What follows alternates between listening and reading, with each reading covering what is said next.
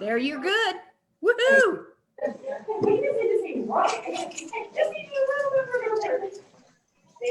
All right, I'm going away. Make sure you go to the So You're streaming live on Facebook. it says it's recording. Yes. You can Great. pause that if you hit the two double buttons. That's Oh, pause. No, you want to record here. It's recording on Facebook, but you also have to hit record. But right now. No, it is recording, Andrew. It says it's recording. It's recording on Zoom right now. Okay, good. And just remember at the end, Emily, to hit the square box to stop the recording and then let it download, so to speak. Okay. All right. So I'm the host though, right? You are the host. You're the boss. Perfect. All right. I'm going to go have my steak and potatoes. Everybody, whatever you Have want to do. fun. Okay. Bye, guys. You guys have fun. I may watch this one. I may watch this one live on Facebook. Yeah, it'll be a good one. Yeah. Good night. Thank you. Bye.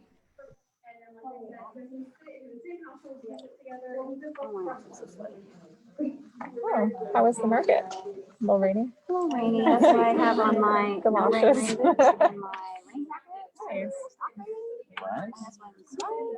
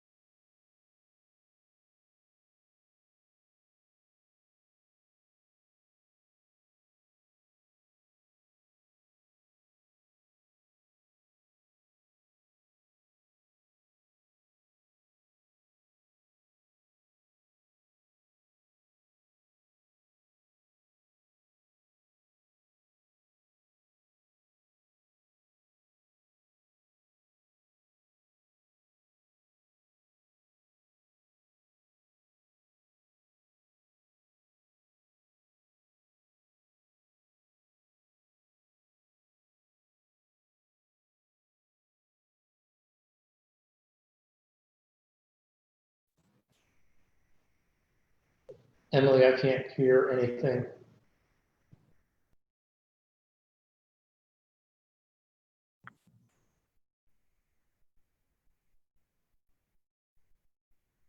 Right? Is that what you said? Yeah. I haven't seen them yet. I just. Can you walked hear my me dog, now? so-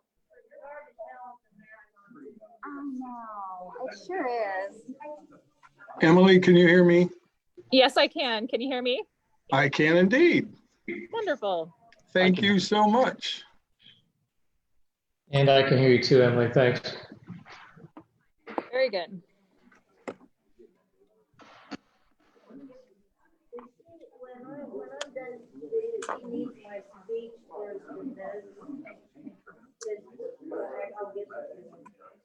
Are you keeping any hard copies of? It's recorded, so they can pull it from the recording. Well, it's kind of like our council report. It's how we report the council. It's recording. They need to get a grammar program. Like the word there. Oh my God. Is it bad? I guess I've never really paid attention. Oh, yeah, and like using like two, that can be different, Different twos, yeah. And the word there, and then more, they're always. Oh, no. Somebody said a grammar, and then I realized it's a recording. Oh, Transcribing. that's true. Keith, did you get your sound to work? New computer? Doesn't have it anymore. Well, you got to unmute yourself. I did get it to work. Thanks very much. Yes, good.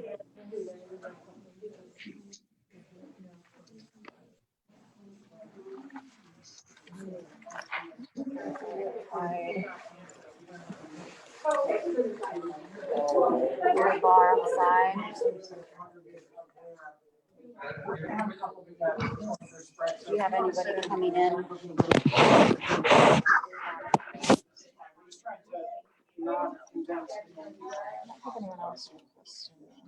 You started? Yeah, it started. Damn, it took me 10 minutes just to get off Agenda Road.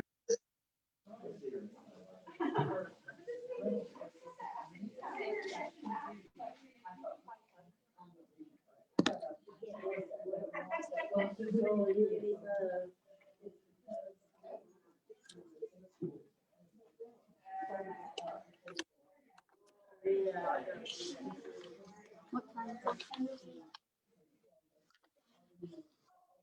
I kind of tell people like how to talk in this thing and go over that real quick with them. Yeah, and maybe just ask everyone, make sure if they were wanting to speak that they've signed in. Okay, has everybody that wants to speak tonight signed in? Okay, if you do go up to speak, what you'll have to do, we'll unmute the sound for you. And you'll just step up to here and just speak in that. You'll see an image of yourself, so just speak into that, and then everybody who's on Zoom call will be able to hear you. And then after each speaker, we'll kind of wipe it down, like it sounds. I think that everything. Yeah, well, just while you're out there and then put it back in. It is, we have it, like when you in the microphone, it's hard to hear the microphone. Yeah, a lot of times we use that. And just a hint to make sure everything is clear, as bad as it sounds, you almost have to get this close to make sure that it picks everything up. Even with some- Well, that's going through the iPad, Joe. That won't go through the microphone. So you're just talking into the iPad through that one. Council meetings, you get the microphone. This one's up. Is the volume okay on that? Do you want to try talking? into it? Yeah, I can test it for Just you. gonna- just so that way we don't get confused. You want to unmute it? Yep.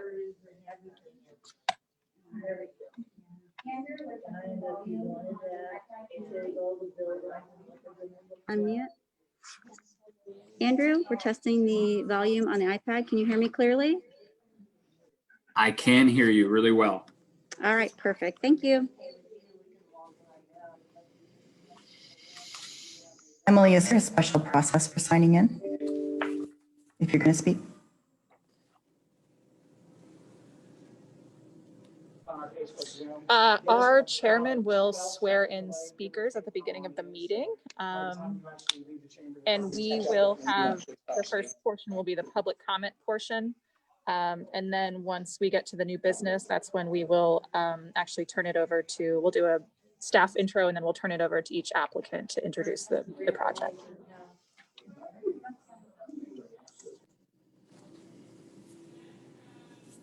Hey, Pat, are you on?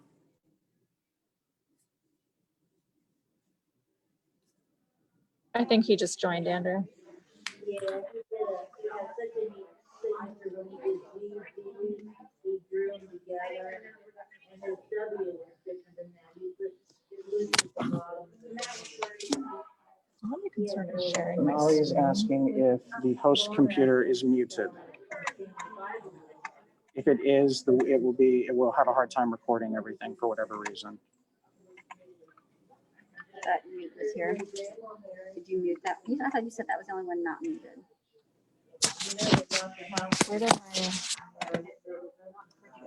Where did I go? Oh my gosh. This is No, it looks like not muted. I'm not muted. Tom Warner. Did you turn these off, Emily? No. The only other, the best is to go dark. Dark That's and what-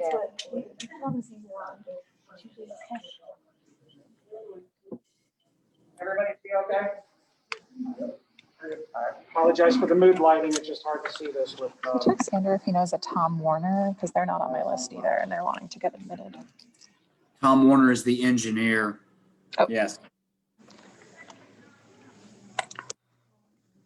He's usually late to things, so I wouldn't be too worried. Hey, Pat, are you on? Yes, I'm here. Pat. Hey, this is mainly to Alex and Pat. Pat, we're gonna have a strict 3-minute rule for speaking tonight.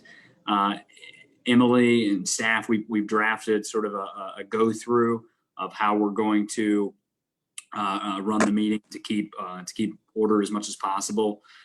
So just look for her. She's going to give cues on when we're going to do speaking from individuals from Zoom. That will be first in the public comment. Then she will read emails that have been sent to her into the record, and then we'll open it up to individuals that are here at City Hall that can come up to the podium where we have another tablet to speak. Everyone will be limited to 3 minutes. So as vice chairman or as chairman, if one of you could keep track of the time so we can continue to move this forward, because we do have an abundance of comments that will be made, and we just want to track and go through all of that. But that will be done in the public comment phase prior to us getting into the meat and potatoes of the two applicants. After the public comments are made, the mayor would like to make a statement before we move into application new business number 1. Okay, so I was going to tee up the sort of what's going on here so everyone knows before once we get started, I'll share that information. So we're going to do Emily, Mayor, and then get into new business. Correct. What's the order again, Andrew? Yes. So what we'll do is we'll do the normal thing. We'll do the roll call, the approval of the minutes, just like the agenda has, the approval of the agenda. Then Pat will ask you to go ahead and swear in all the speakers. That is the people on Zoom, and the people there at City Hall. And we'll just make sure that is done. And then what will happen is we will allow the people on Zoom to go ahead and talk first, and then they will leave the Zoom meeting. Thereafter, they make their comment. And then Emily will read into the record any email that has been submitted. She will read those in. Then we will ask anybody that is here at City Hall tonight to come up to the tablet at the podium to then have their 3 minutes of time. And then the mayor would like to make a statement, and then we can go into new business. Gotcha. Okay. All right. Very good.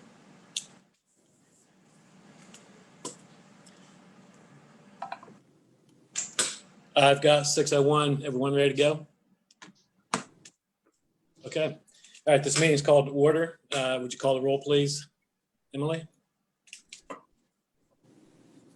Mr. Benner, Here. Mr. Cullinan, Here. Mr. First, Here. Mr. Hicks, Here. Mr. Zollers. Here. Okay. Very good. Can we get any questions on the minutes from the last meeting? All right, entertain a first and second motion to approve those, please. As Mr. First, I move that those be approved as submitted. Second. Very good. Call the roll on that, would you please, Emily? Mr. Benner, Yes. Mr. Cullinan, Yes. Mr. First, Yes. Mr. Hicks, Yes. Mr. Zollers. Yes. Okay, very good. This meeting is via Zoom, via email, via Facebook Live. So we got a lot of potential speakers. So on the trust system, if those that are speaking, if you would please raise your right hand, and do you swear or affirm that the testimony you give in front of the commission will be truthful? If so, please answer I do. I do. Thank you very much. Okay, then let's see, then we'll go into public comment, and I believe the first order of agenda, sorry about that. So we're gonna go through some Zoom questions. Emily's gonna read some email questions, public live at City Hall. The mayor would like to have a couple of minutes to speak, and then we will get into new business. We will be monitoring the comments to 3 minutes, no more. Without being short with anyone, we will stick to that.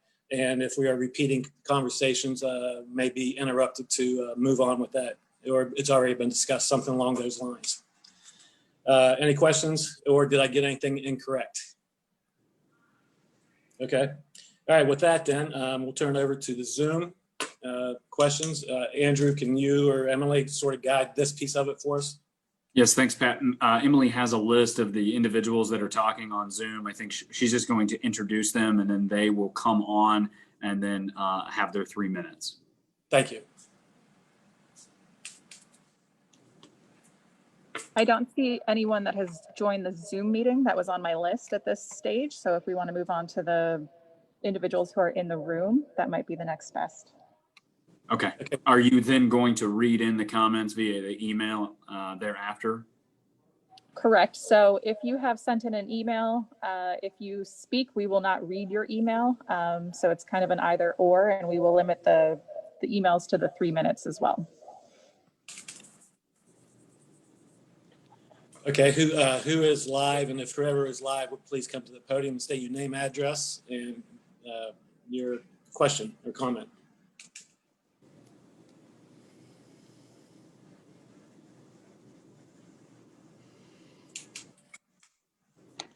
Yes, and Pat, if we could have maybe all the comments first for the first agenda item, which is the Lancaster townhomes. Okay, you want to do it that way? Okay, those that have interest in the 1170 Lancaster Avenue piece of this agenda, if you would please step forward and we'll take those first. Public live, that is. He says he wants, he's the last one.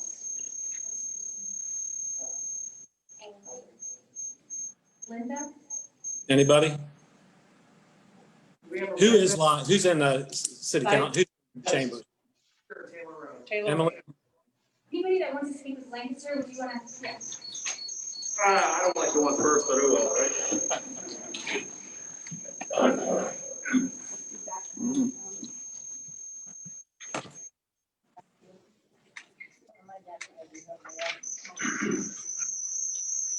Good evening. Am I good? My name is Todd Burns. I live at 1131 Lancaster Avenue. I'm a realtor. I've lived at this property for 8 years. I've spent 3/4 of my life in Reynoldsburg. And for one, I love what I'm seeing in Reynoldsburg. Great stuff. I think the biggest concern I have where I live is, for one, nobody knew about this on my street, so I'm not sure how the word got out. That's one concern. Obviously, traffic's another, with the congestion from Main Street to Lancaster Avenue just about every rush hour. The other is the possibility of mixing rentals and ownership. I think we all are old enough to remember the Continent and what worked and didn't work there with mixing them. I guess my biggest concern is me representing a buyer, for instance, or somebody investing in Reynoldsburg, why would they want to choose a $290,000 condo and then be surrounded by rental apartments? I mean, I know they're going to be higher, but my other concerns, why can't they all be, if this has to develop in Reynoldsburg here, why can't they all be purchases instead of any rentals? We have plenty of rentals already. I just think that would also build animosity within the subdivision of people that own versus people that don't. The traffic is the biggest thing. I mean, why can't we just come up with something where there's more ownership? I mean, for goodness sakes, Reynoldsburg is number 2 on Realtor.com's most requested. I mean, this was as of last week. There are 20 homes currently on the market that are active in Reynoldsburg 43068. So the demand is obviously there. I know there's demand for rentals as well. My last concern is there is a petition out there that was started today that has 239 people that have already signed this as saying they do not want this.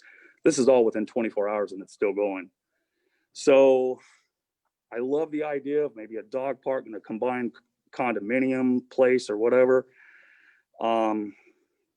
And the other concern I have is even if we're going to have rentals at a high dollar amount, our kids now are not able to save the kind of money because of the college expenses and rent. Why would we have something so freaking high that they can't save money for down payment?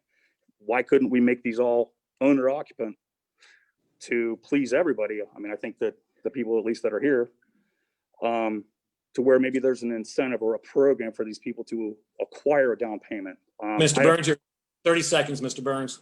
All right. So in summary, I'm just saying, really think about the traffic. I live right across it. I see it every day. Like I said, I love what I'm seeing across the board, but I just think something, and this could be a great thing. I just think mixing them is not a good thing. That's all I got. Thank you. Thank you.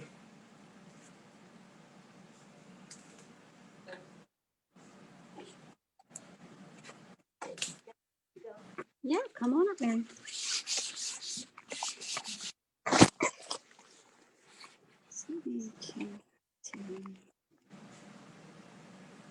Go ahead, ma'am. Oh. Oh. Hi, I'm Mary Stutz. I live at 10, I don't know my address, 1070 Wagner Road. From the Development Department page on the city website, under your mission or whatever, your description, we work to energize and maintain a thriving community where all citizens prosper and realize their potential by committing to the following. The first item is guiding the changes and development that will enhance our community. Do you really think that building 3-story apartments surrounded by 1-story homes enhances the community? And with the exception of one parcel in between, this development has practically borders on one of the most historic neighborhoods in Reynoldsburg. Highland Terrace was developed initially 113 years ago. I have a dated map with me of the development when it was platted, in case you need that. My grandfather built a 2-story house at the corner of Bryden and Jackson 93 years ago, next door to Ralph Connell. That was for $8,200. Got a picture of that paperwork too, if you need it. And 91 years ago, my mother was born in that house. There are no 3-story homes anywhere in the area. If you want to build to enhance our community with the surrounding homeowners in mind, then stick to 2-story buildings as the highest level. Put all townhouses in there, attached single family, owner occupied preferably. Had the surrounding neighbors known about the plans for this parcel during the zoning process, they would have filled these chambers, but they didn't fill the chambers because they knew nothing about it. None of us did. Nobody was notified about the zoning changes because of the loophole found in our city code. The development department zoned that land to please the developers without disclosing the plans publicly. And council passed it. I don't believe they knew about the plans either. This was a sneaky move that builds distrust between the citizens of this town and their city government. At this point, all we can do is fight for the design.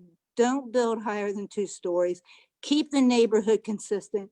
Earn some of that trust back from the people you represent while you're enhancing our community, especially when it borders so close to an historic neighborhood. Thank you. Thank you, Mrs. Sturts.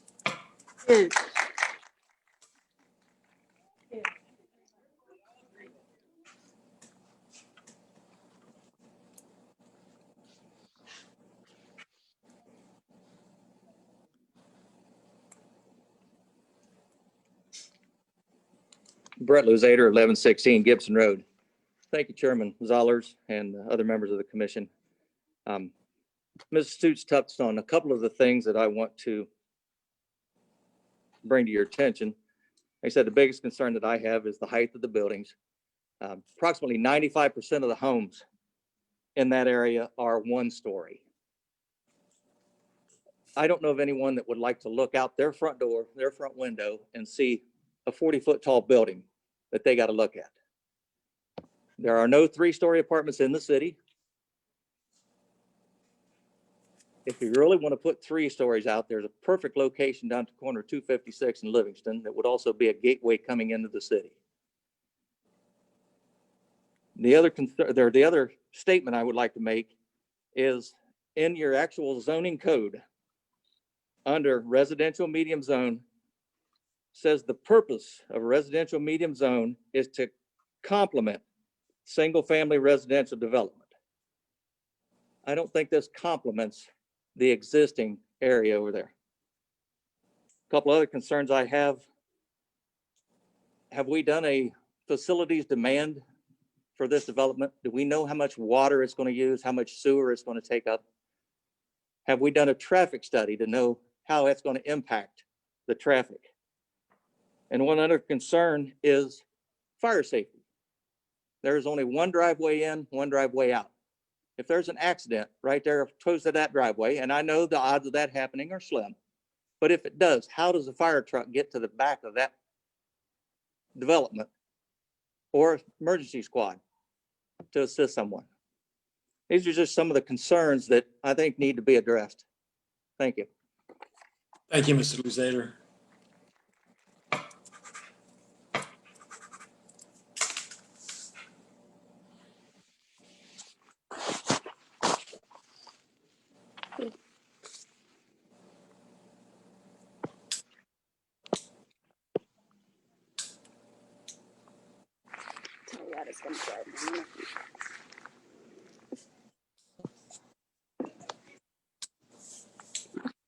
Can I not?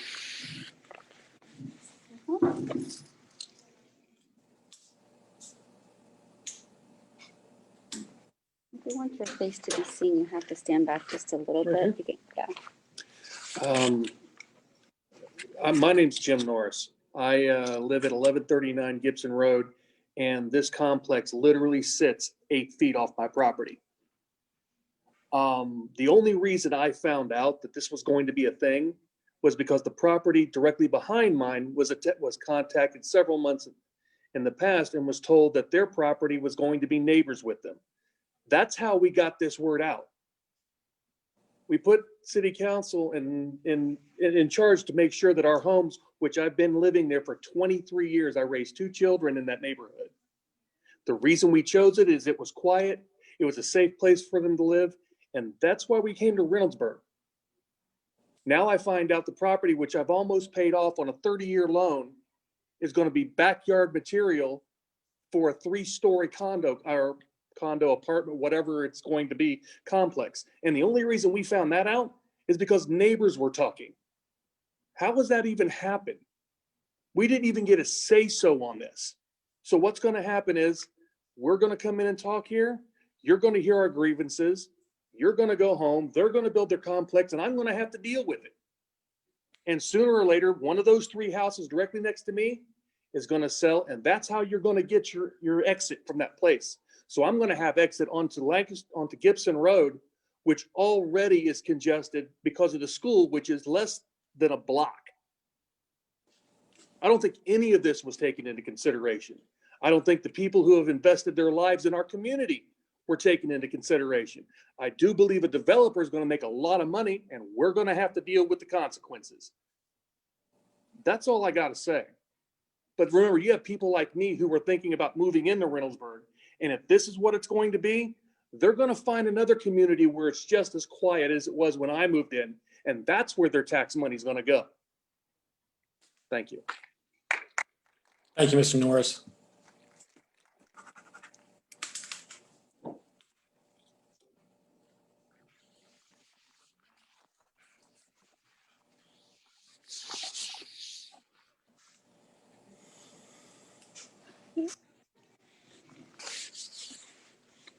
You can really see yourself in this. I'm short enough at You're my Carla. height. There you go. Hi, my name's Christine Ninus. I live at 1155 Gibson Road. My house is directly in the middle of the field that you guys are planning on building on. I just found out about this happening about a week ago. And I don't know if that was my fault, that I should have been looking at other areas to know this was going on. I don't think the transparency on it was great. Since I have found out, I have tried to get more information and I've learned about how it could benefit the city. So I'm not completely shutting down the idea. But I agree with the people that spoke before me that the buildings that are planned are too large for the property. No matter what color you paint them, they're not going to fit into the aesthetics. I have the impression I have no power of what's going to happen right now. It's not my property, but if I have any say, I would say that we need to have more townhomes or the lower 1-story, 2-story in that property.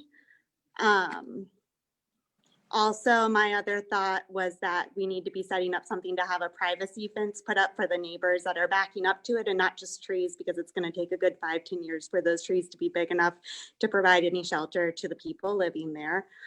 So if we can be reimbursed for privacy fences before building starts. I have a 2-year-old and a 4-year-old, and that just won't be safe on my property. And the other part of that was I was concerned about the schools and making sure the schools are going to get funding to be able to handle the incoming students and also the traffic, because we have kids walking to school and there's already people speeding in that neighborhood, and we're going to kick up the level of people flying through at school times, and I want it to be safe for our kids. I'm okay if it benefits the community. I'm okay if it fits in with aesthetics, but we need to be thinking about everyone that's involved, because my family right now, we're on the line of, do we move out of Reynoldsburg or do we stay in Reynoldsburg? We're a young family. I have been very impressed with what has happened in Reynoldsburg since Mayor Begany has taken over. I've been very happy with it. And I just want to keep that going. So I think we need to look at the long term of the town and not a private company benefiting. Thank you. Thank you, Ms. Ninus.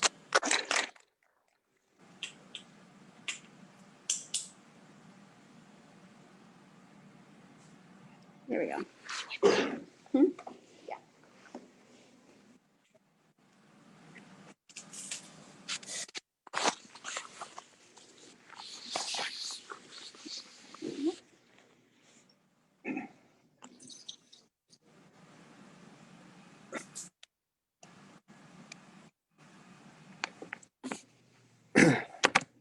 Good evening. So my name's Jason Borman. I live at 1122 Lancaster, which is actually the big white house with almost 3 acres right beside the field. So this is going to be built 8 feet off my property as well. And I only found out about this through Reynoldsburg Get Involved Facebook page. I served 22 years in the Army, and I brought my family to Reynoldsburg. And I bought that property because it was quiet and safe. I have 2 children, a 7-week-old son and a 5-year-old daughter. I'm told that there's going to be natural vegetation that divides that 8 feet between me and this monstrosity. So I'm going to look out every window on the side of my house, and I'm going to look into the back of a building. I've had multiple calls, folks trying to buy my property. Okay, so I'm sure it had something to do with this. I should have put 2 and 2 together a long time ago, but I didn't. They're still calling me. Matter of fact, they want to talk tomorrow. I'm actually going to hold out and just be a thorn. But the fact that now we're talking about we can't do a privacy fence in that 8 foot is at least what I was told so far. I'm not saying that's the final say, but that would make me feel a whole lot better as well. to have a big privacy fence between me and this because they're not all owner occupied. You know, there's what, I think 56 apartments and 32 townhomes.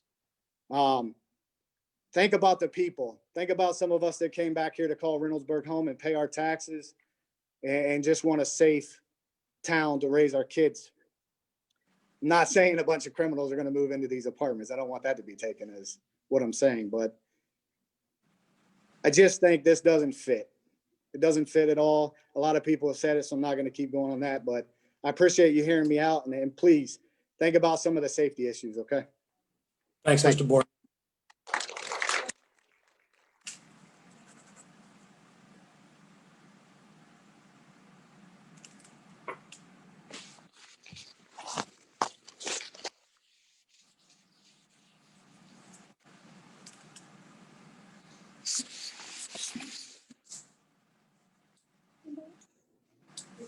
You want to sit for the other development or?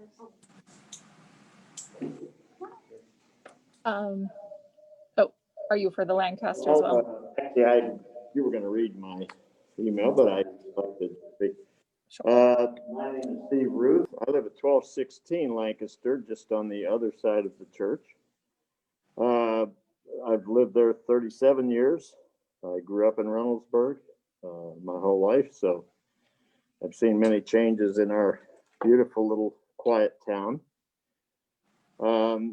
About 25 years ago, the Dispatch did a wonderful little article on their very own Mayberry, and we were painted as a very picturesque back porch community that was involved with each other. I certainly have seen that change somewhat over the last 25 years, but my primary concern is with the rainfall runoff, I guess you'd call it. We just in the past year, we've had 2 incidences where we've had heavy rainfall, and it's not just Blacklick Creek backing up, but the runoff through the existing church parking lot, which has impacted several of my neighbors. There's been road flooding and basement flooding. I don't know that that's doesn't seem to be one of the issues most people are talking about. Certainly traffic, and having lived there, going back to when they widened Lancaster about 25 years ago, we were told certain things then from city council, and we had a nice meeting where everybody came and was told how it would impact them. And not everything they said was true. They took quite a bit of my front yard out, and I was not advised. I was told that it wasn't going to be the case, and I came home from work, and lo and behold, a whole row of hedges in my front yard had been removed. So I'm not in favor of this project or any project that increases traffic and other issues. Many people have talked about the style of the apartments that are going in. I certainly am in agreement about the 3-story proposal. That should not be, that would not look at all right. 30 seconds, Mr. Ruth. All right, thank you. I have concerns, again, like the other people. I was not made aware of this until just a few days ago, when Mr. Lazader has spearheaded, and thankfully so, has spearheaded to let people know what I think maybe City Hall should have been letting us know a few months ago. I have talked to Reverend Linder. He assures me that if we are not, and if there's a lot of people that don't want this, that he will seriously consider not selling the property. So thank you very much. Thank you.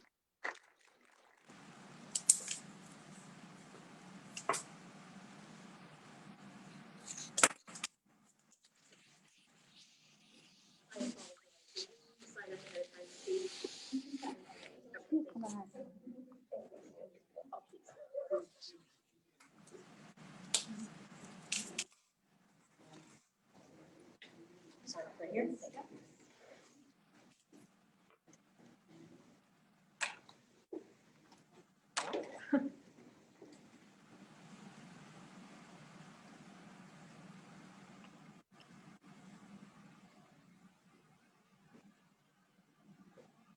Is there any more speakers?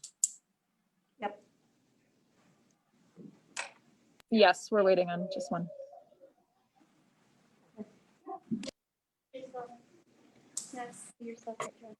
Okay. They can see you and you can take your mask off. Great, thank you. Hi, my name is Lauren Nader. I don't live in the area of Lancaster Avenue. I live over on Palmer. I feel for the residents over there that feel like this is being put upon them, this 3-story apartment homes and the high density in the middle. If apartment homes are going to be put there, it seems like they should be 1 floor, and it seems like there should be a lot less people moving in. My problem with some of the development in Reynoldsburg goes back to the development behind me, which is the villages at Slate Run or Slate Ridge. They are the condos behind us on Palmer Road. They started to be built in 2006. They worked on them a few years, stopped construction until 2016. So in 2016, they picked up again and finished. In that 10-year period, they left trash, unfinished things. There was drywall, not drywall, excuse me, that would decompose over time. This was insulation lying around, light poles that had the wires coming out of the top. Nobody did anything about it. I called the city repeatedly. They said, well, they're going to come back and fix it. They're going to do it. They're still going to keep building. 10 years later. I just hope that whatever developments go on in this city are watched a lot more carefully than that one was. That's ridiculous that we have trash lying around. These people were paying $229,000 14 years ago for condos behind me, looking out on all this stuff. And me out of my backyard looking at all this. Where is the city's oversight in this? Whether it be construction, whether it be what they did to Palmer Road, we still have things that were covered up, manholes, and not manholes, but the drainage tiles and things, the drainage holes. It seems like all this stuff is started and there are these things, this punch list that needs to be done and it's not done. So when I hear about more things going in, especially things that aren't in favor by the neighbors in that area who will be directly impacted, I get very angry because I can't help but think that everything's being done about half. Or, there's never that finishing touch. There's never going back and saying, okay, you builder, you made all this money off of doing this. Now come finish it. Come clean this up. Come be good neighbors, good stewards of what you have started. But please pay attention to the people of Lancaster Avenue and the neighbors along there. Thank you. Thank you, Ms. Nader.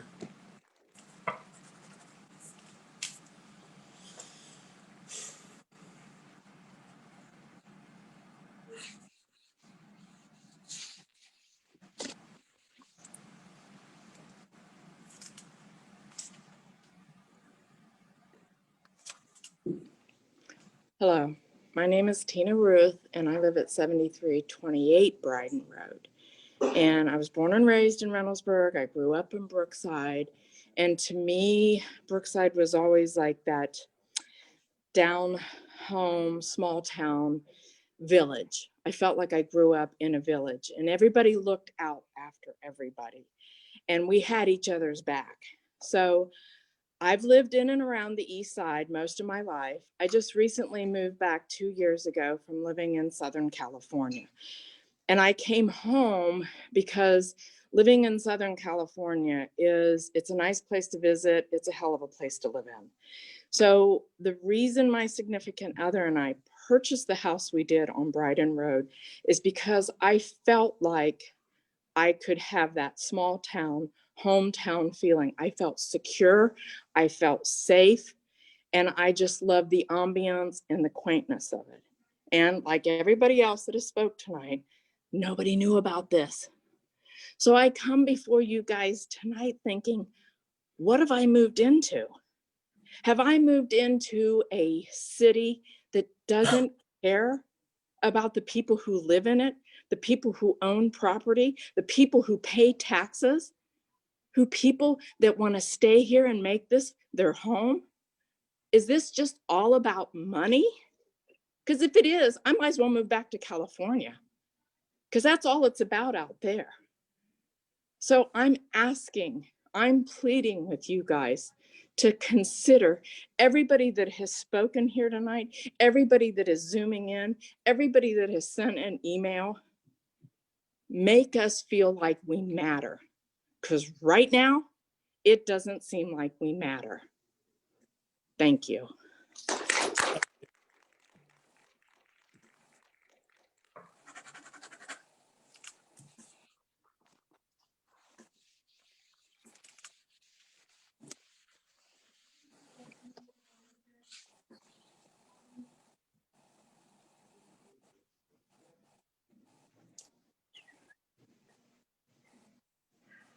She's going to read off the emails now.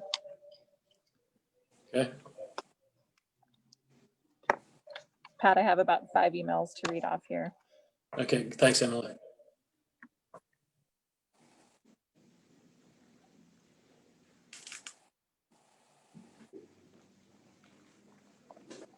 All right, first email is from Mr. and Mrs. Tom and Amy Fee. We were looking at the proposed apartment building complex at the church at 1170 Lancaster Avenue on Facebook. We wanted to make a few comments. A number of 3-story buildings sure does not blend into the existing historical neighborhood. Having a high-rise building next to single-family homes will ruin the neighboring homes' privacy. The apartment dwellers would be able to look down on everyone's backyards, impacting the quality of life nearby and reducing property values for the whole neighborhood. It looks like the total population of the proposed project will outnumber the population of the neighboring Highland Terrace area. The increased traffic will cause many problems, especially due to the curve of the northbound side of Lancaster Avenue. Apartment communities do not make great neighbors, as evidenced by the number of police runs at Postwoods. That community was marketed as a home for young professionals. That didn't turn out as planned. I understand that condominiums are planned to supplement the apartments or vice versa. I am concerned that the plan will change once the lot has been rezoned. There would be a late market study that finds that no one will purchase a $290,000 condo in this area, and then we are stuck with another Postwoods, Wind River, etc. Per CMHA, Reynoldsburg has 3 times the public assistance of neighboring suburbs. It's no wonder that our homes are selling 30% below other suburbs. Years ago, the same parcel was considered for multi-residential housing. At that time, the Council Zoning Board deemed that type of use was not in the best interest of the community. I hope the same ruling applies now.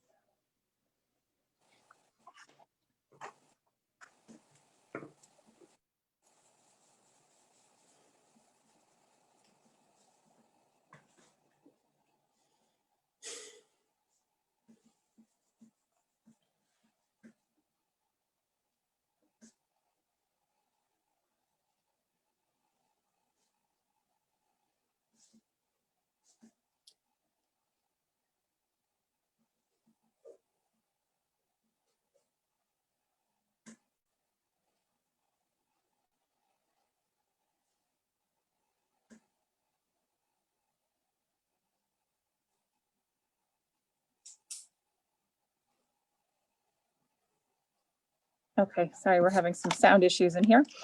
Okay, second email is from Mr. George Ono at 7328 East Brighton Road.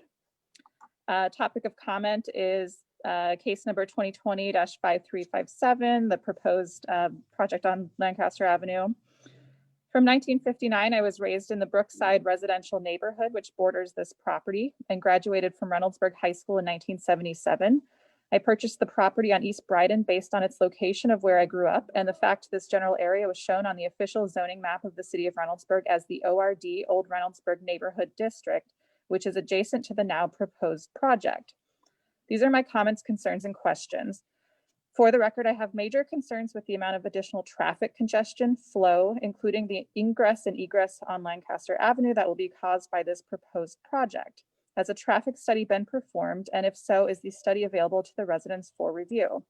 For the record, I have major concerns about the current and future property values of our neighborhood that could be caused by this proposed project. What is the proposed pricing structure for the purchasing or renting of these units? Is it considered a high, medium, or low income price range to qualify? For the record, I am concerned about the additional noise levels that will be caused by the completion of this project. Has there been problems within the city and a rise or decline in noise complaints and police dispatch after similar medium density residential development projects have been completed of this size? For the record, section 1109.09 states all requests for a decision or approval under this code begins with the property owner or agent thereof filing an application with the planning and zoning administrator on form provided from time to time. It should be noted that on the Planning Commission application, property owner of record is stated as Michael Oliver. The parcel ID number and property address recorded by the Franklin County Auditor states the property owner of record as Grace Apostolic, the refugee of Reynoldsburg. Has the Planning Commission confirmed who the rightful owner of the property is, or is this the common practice to submit an application to see if a proposed project can be approved prior to entering into a sales purchase agreement with the real property owner and having the applicant's signature certifying that they are the owner of the property? For the record, I have concerns with the proposed project, removing 8 of the existing fully grown trees in excess of 60 years of age, which contributes to all of purposes and intent under these common zoning regulations as defined under section 1105.07. This goes on to quote that section. 15 seconds. For the record, will the 8 new replacement trees proposed or tree credits fulfill the true purpose and intent of the common regulation in the opinion of city officials? Lastly, the reserved parking lot, the zoning requirement is for 72 parking spaces and only 68 are shown, have fewer spaces than is required by table 1105.01 been reviewed or approved per this regulation. That has been 3 minutes on that.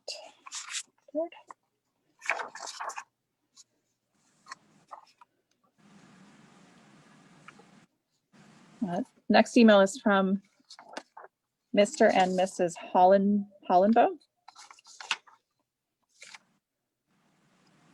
I'm writing to you today regarding the multifamily housing project that is proposed to be built at 1170 Lancaster Avenue. My husband and I have owned our house located at 7332, 7338 East Bryden Road for 38.5 years. The church is right in our backyard along with empty lot that I am being told is sold. We have never had any issues with our church neighbors. Years ago, there was a cherry tree that was half on our property and half on theirs. They decided they wanted to cut it down because it kept losing limbs. We agreed to help them with the cost of the tree removal. When they cut the tree down, we knew there would be an added expense to haul the wood away. So we told them we would take the wood from the tree and all the tree removers had to do was leave the trunk in long pieces and drop them in our backyard. Years later, we custom built beautiful new kitchen cabinets from that old cherry tree.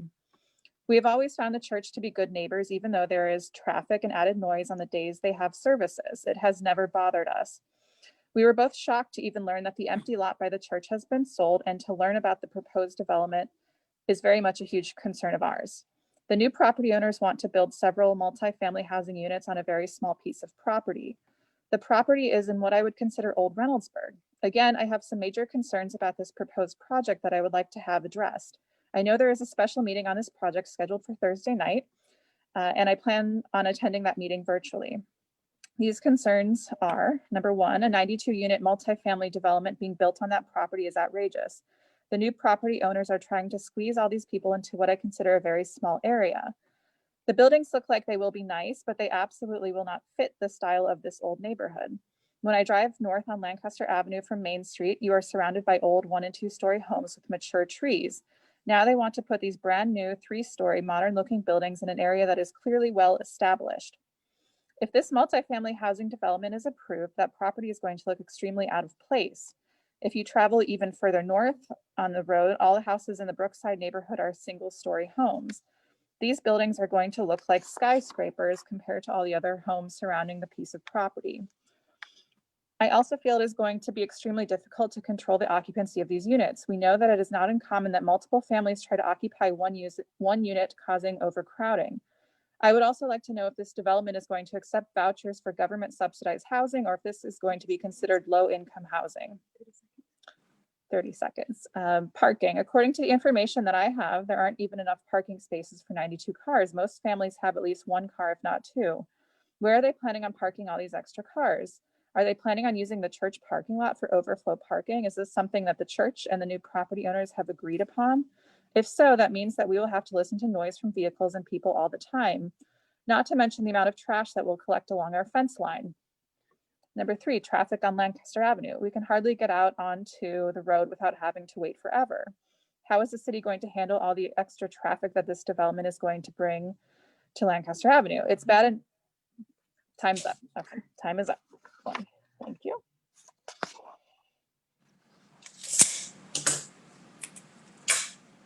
The next email is from Danielle Sigmund at 7372 East Bryden Road. I would like to formally request, Zoom meeting access. Since Pastor Linder is the owner of, that's asking about who's on the board, sorry. I, as a resident of Highland Terrace, am not opposed to development of the parcel as long as it blends more seamlessly with the surrounding homes, pointing out that the surrounding homes are ranches and story and a half Cape Cod style houses. If the land is developed, what will be done to prevent Blacklick Creek and French Run Creek from flooding? Due to the neighboring developments, these creeks flood regularly, mentioning this past March when several homes in Highland Terrace and on Lancaster Avenue had substantial amount of water in their homes.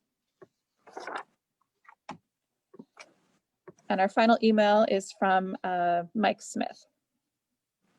I would like to offer my opinion on the proposed development of a multi-unit apartment complex near Bryden Road.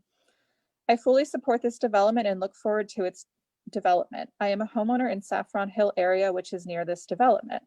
I do agree with the traffic concerns on Lancaster and would like to see a proposal for remediation of the potential upcoming problem with traffic in that area.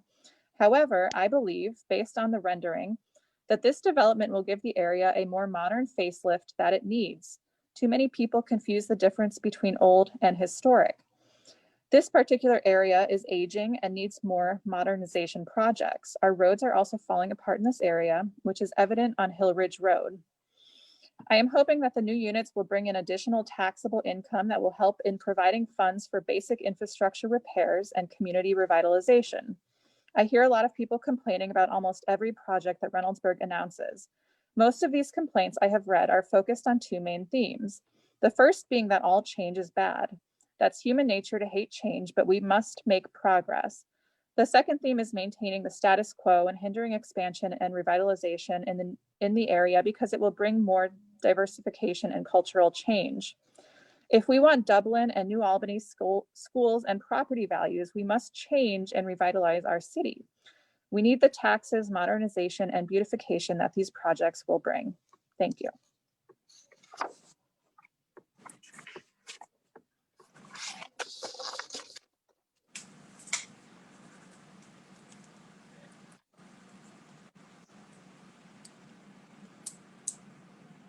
Is that all the emails you had, Emily? Yes, that was all for the first agenda item. Okay. If I'm following what we're supposed to be doing next, we'd like, the mayor wants some time, is that correct?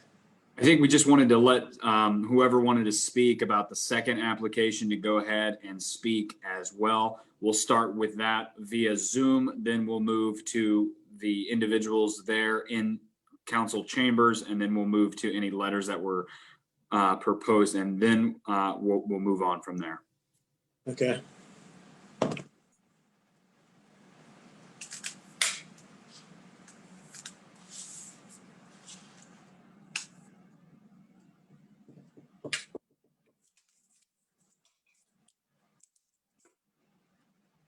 Emily, is there any speakers via Zoom that will be speaking about the ravines this evening? No one via Zoom.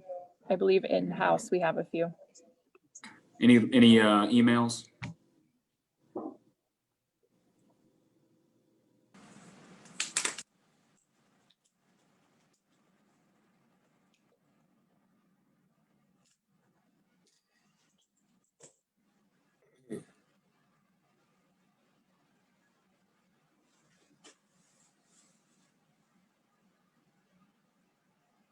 Are speakers coming forward?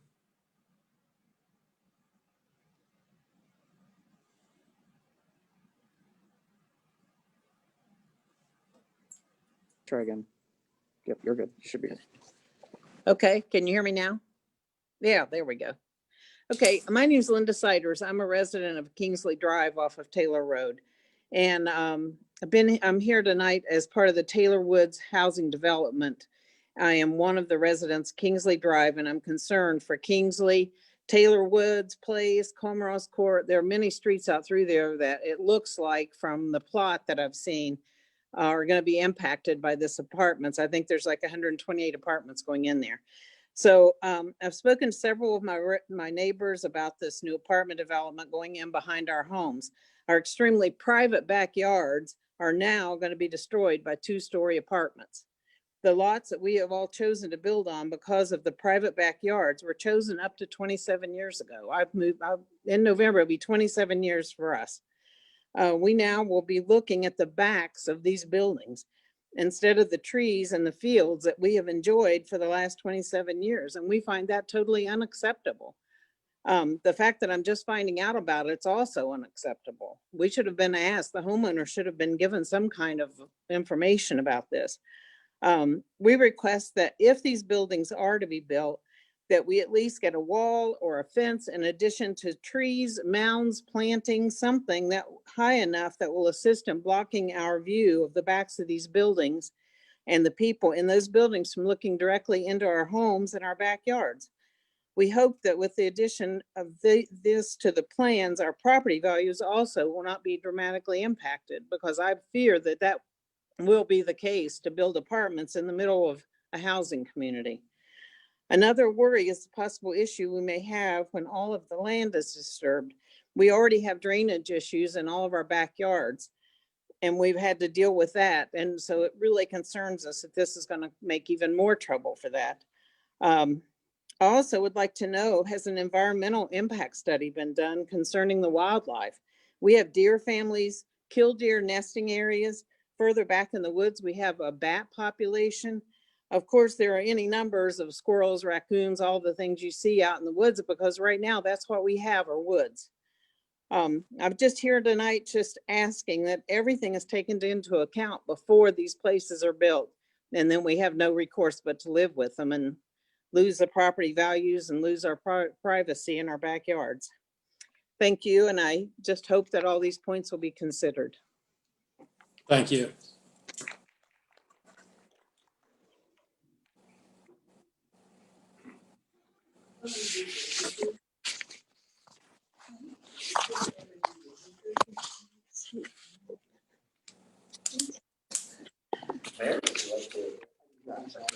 Good evening. My name is.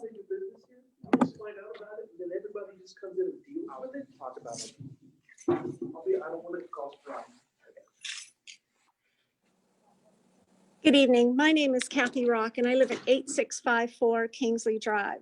I am, as with Linda, one of the many residents of the existing neighborhood, which will be impacted by this new development of the apartments, Rabines at Taylor. One thing that must be remembered is that the development is not creating a new development such as Centex or MI might do, but rather is coming into an already existing neighborhood, an existing community. As such, the residents of the existing area must be considered and respected, not only as homeowners, but also as taxpayers and citizens of Reynoldsburg. It must be ensured that the development of this complex at least retains existing property values, if doesn't add to them. If property values are decreased, then it is loss for all involved, the homeowners through property value and the city area through decreased tax revenue. The long-term effect must be considered even more than the short-term gain. It behooves the developer, and most certainly is the responsibility of the city, to partner with the existing homeowners rather than entrench on the community without regard for those already living there. One thing I am concerned with is the trash compactor location, which is near our homes. It could invite infestation of rodents and bugs. It would be more respectful of the existing property owners to move it on the ravine side away from the existing homes. During the development, there must be a seamless and easy process for existing homeowners to file complaints and to resolve any issues, especially those which may be due to damage to existing properties by the construction. Again, the city has a responsibility to the existing property owners and should not drop and run once groundbreaking begins. This must be a three-party partnership. the developer, the city, and the existing homeowners. Development could easily cause shifting of ground formations, which could cause damage to our homes. As already been said, there's a lot of underground spring water in our area. It must be ensured development does not cause drainage and soil issues, especially with the uprooting of thousands of trees, and does not push that type of water into our yards or underground towards us that could therefore cause more damage and issue to existing properties. I would also request a wall be put up before groundbreaking so that the residents most nearly affected are not having to deal with excessive dust and dirt and noise, which would affect our lives and the environment in which we live. We have 30 already had workers and surveyors encroach on our properties without warning or permission. I would request that the existing owners be given hard copies, not only of the plans, but of timelines and the project timeline and any changes therein. This isn't a wide open development, but one which is narrow. Again, the existing neighborhood and homeowners therefore must be respected and seen as partners and neighbors. The developer in the city needs to respect the neighborhood and work with us to ensure its continued beauty and peace. Thank you. Thank you.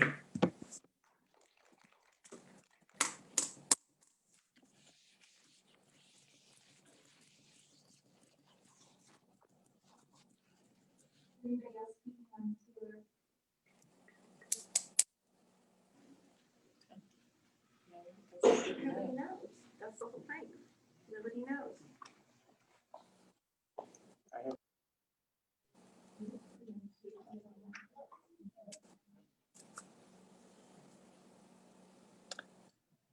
And Mr. Zollers, I do have some emails to read into the record as well. Okay, go ahead.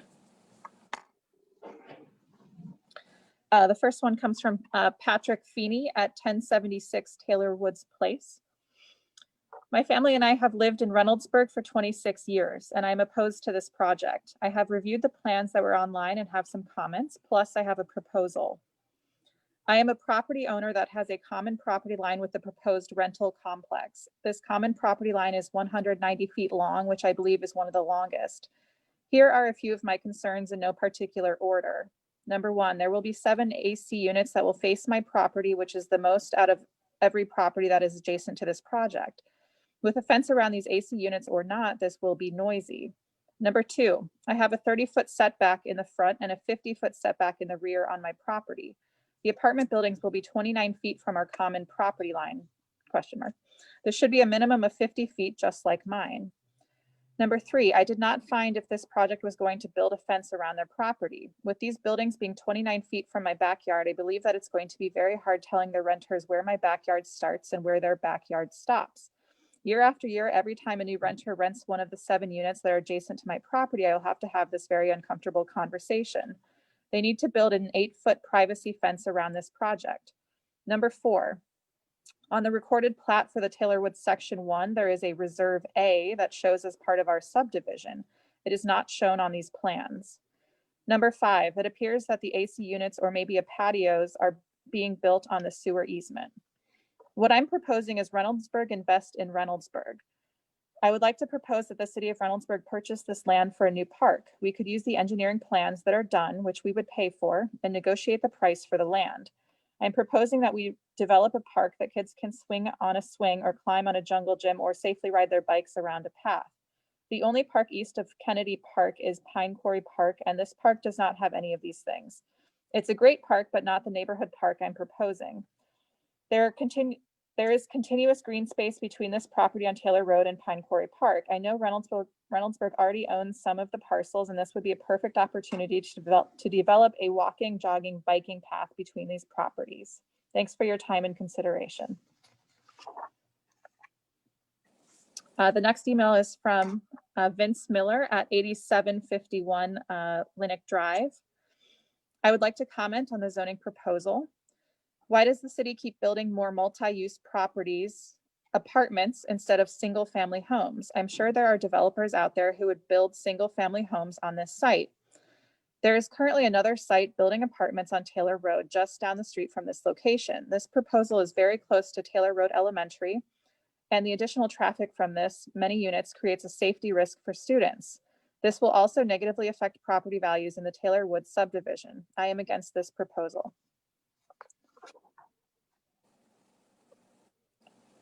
The next email is from James and Susan Cleakin at 928 Quint Court. We are residents with adjacent property to 8617 Taylor Road Southwest. Our concerns and questions are as follows. Is a perimeter fence a requirement for the development? The ravine lots adjacent to the development are naturally wooded and contain a number of risks to trespassers: fast-running storm drainage, poison ivy, thorn rose bushes, and wild animals. As an adjacent property owner, we should not have to increase our liability should an occupant from the developed property venture onto our property and get injured. Additionally, it is not fair to allow members from 120 homes to access our property from the development. We do not want people using our property as a park or dumping on our property. We believe that due to the risks involved, the city should require a perimeter fence where the development borders adjacent properties. A line of trees is not a suitable alternative. The property has an existing fence that has fallen into disrepair on our property and neighbors' properties. The fence is a wire fence which should be removed and replaced by the existing property owner or developer. The creek runs through our property, and year after year, flooding and water flow rate have become progressively worse. The creek overflows its banks regularly. Plans show 2 detention ponds that will add to existing concerns. Have appropriate studies been conducted to minimize the impact of the development on stormwater drainage via the creek? Note, French Run Creek adds to the collective drainage flooding City Hall, parking lot, and adjacent buildings. This concern impacts Reynoldsburg as a community. The plan shows a large quantity of existing trees that will be saved. Grading is a concern for these trees and for our trees near our adjacent property line. Concern is existing trees will not tolerate grade changes. Please ensure developer takes appropriate steps to maintain existing grade and not damage the ravine's natural areas. How will all of the additional traffic on Taylor Road be handled? Taylor Road is already too congested, especially when school starts and stops. The development is very close to Taylor Road Elementary. Two new developments on Taylor Road between Main and Broad will further add to the problem. Taylor Road was just repaved and no new lanes or improvements were incorporated. Have appropriate traffic studies been completed? Do these studies account for both new developments? Do the traffic studies account for non-COVID, non-remote learning Taylor Elementary congestion? Some of the existing documentation published is not readable. What is the indoor square footage range of the new dwellings? How is the development going to be marketed, rental or individually owned condos? Paperwork shows the existing property as vacant. The existing home has had a tenant for over 4 years. Not sure it makes a difference, but the existing single-family home on the property, it is not vacant. Personally, we believe Reynoldsburg would be better served by not allowing this development. The planned housing is not consistent with the surrounding single-family home community. And time is up on that one.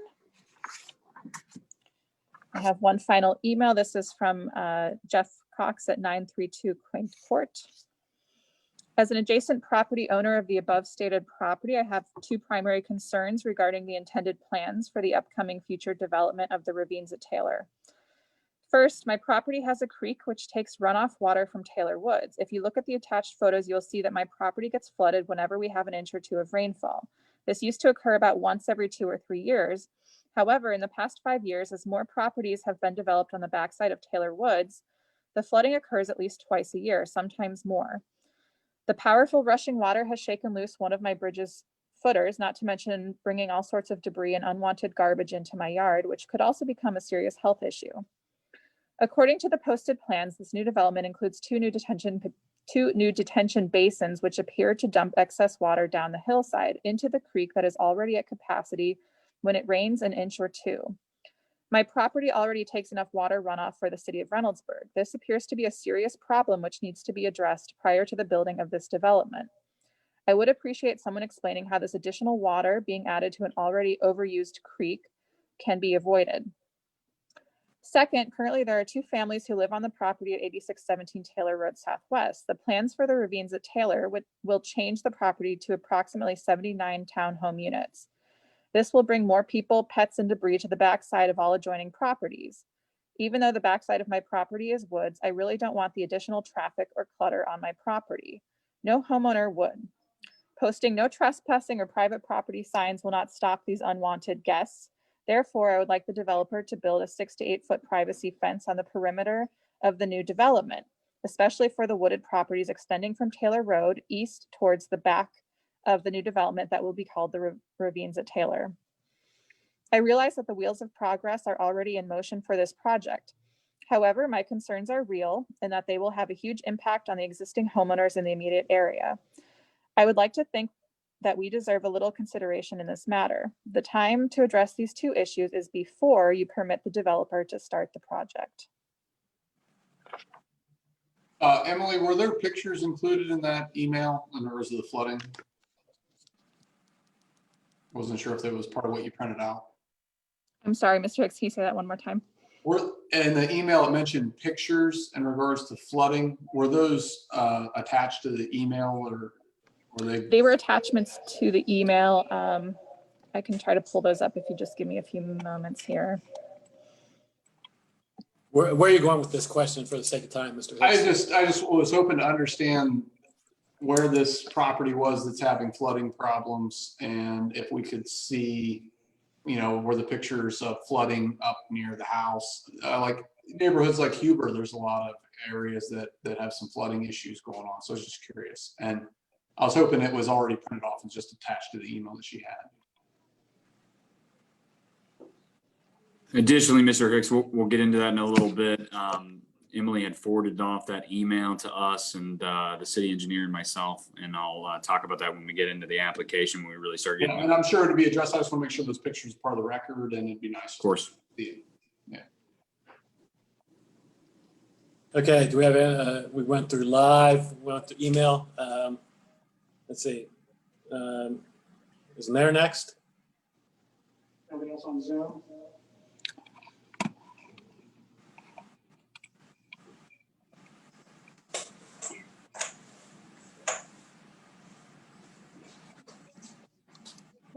Anybody else?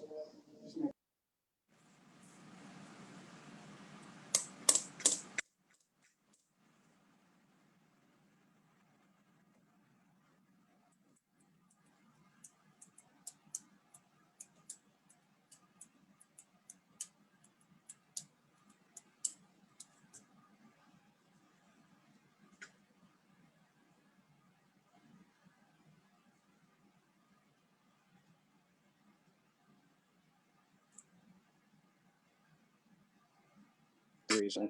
Oh, there we go.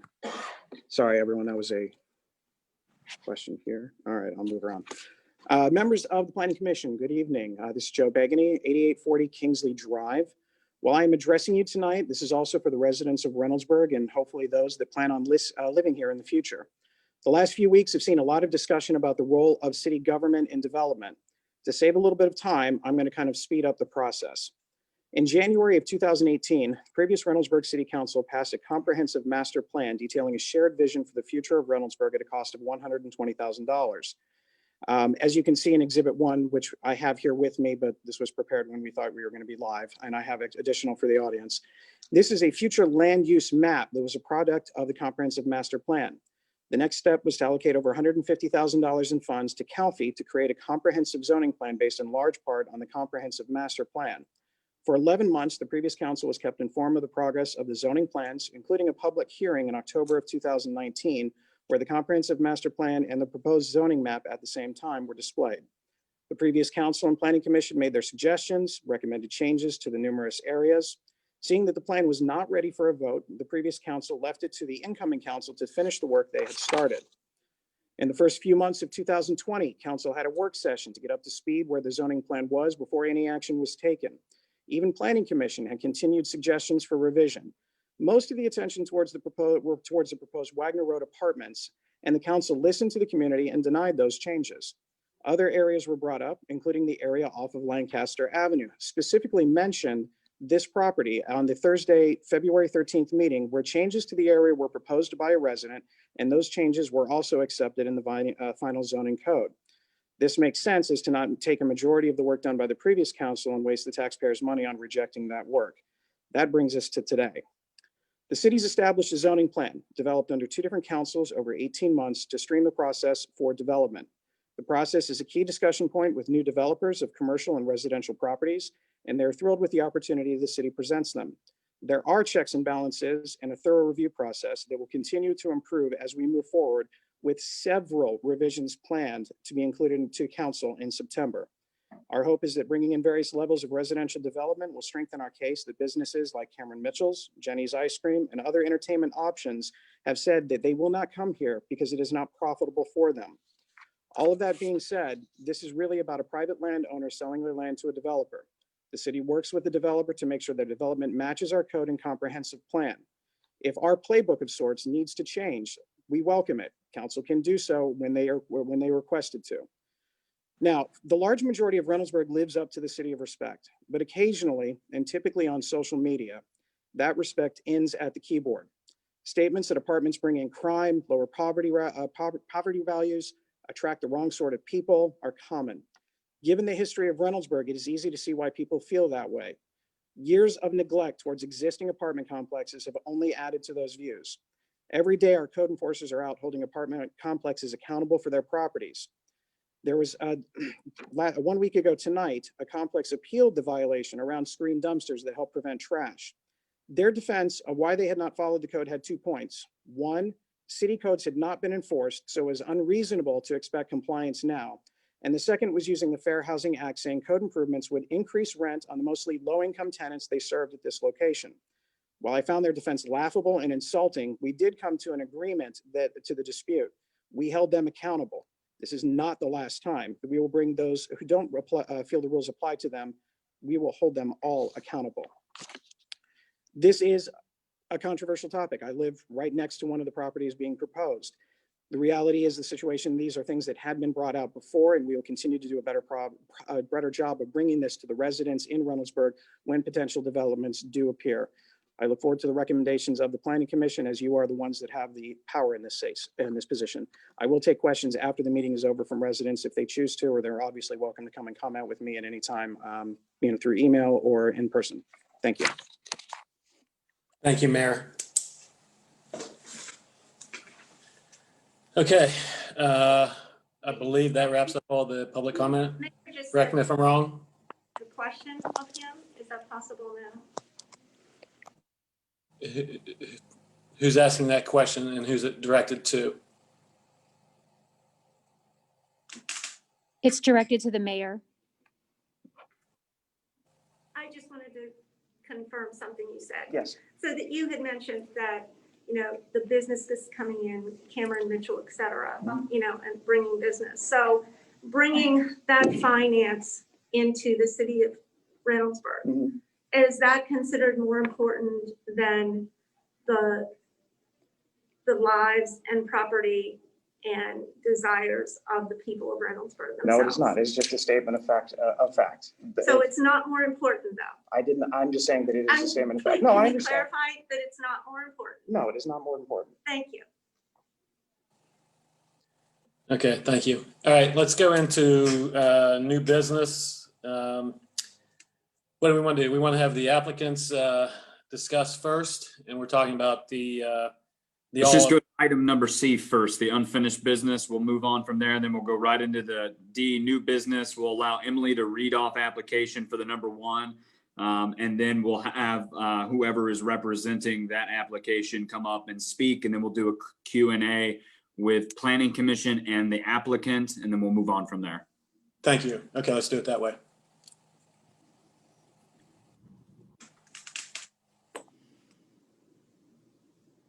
What's unfinished business?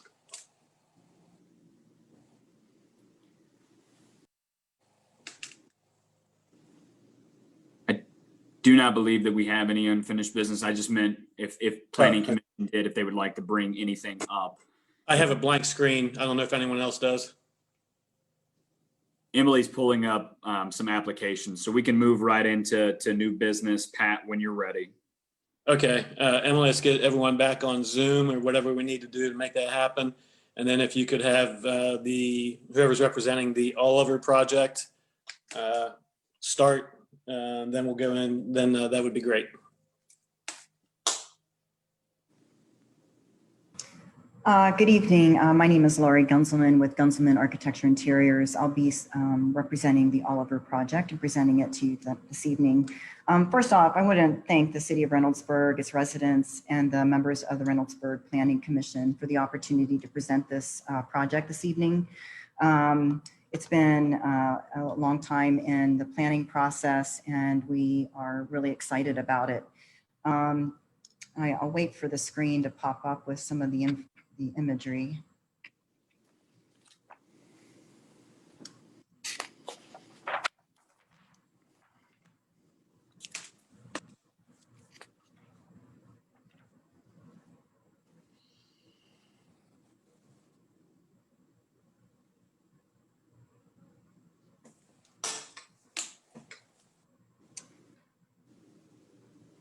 Okay, so the proposed project that we are working on is a new medium density residential development with both townhouse and apartment units on the development site. It's 4.5 acre site just north of the church on Lancaster Avenue. The townhouse units, there's 32 total units, both 2 and 3 bedroom units.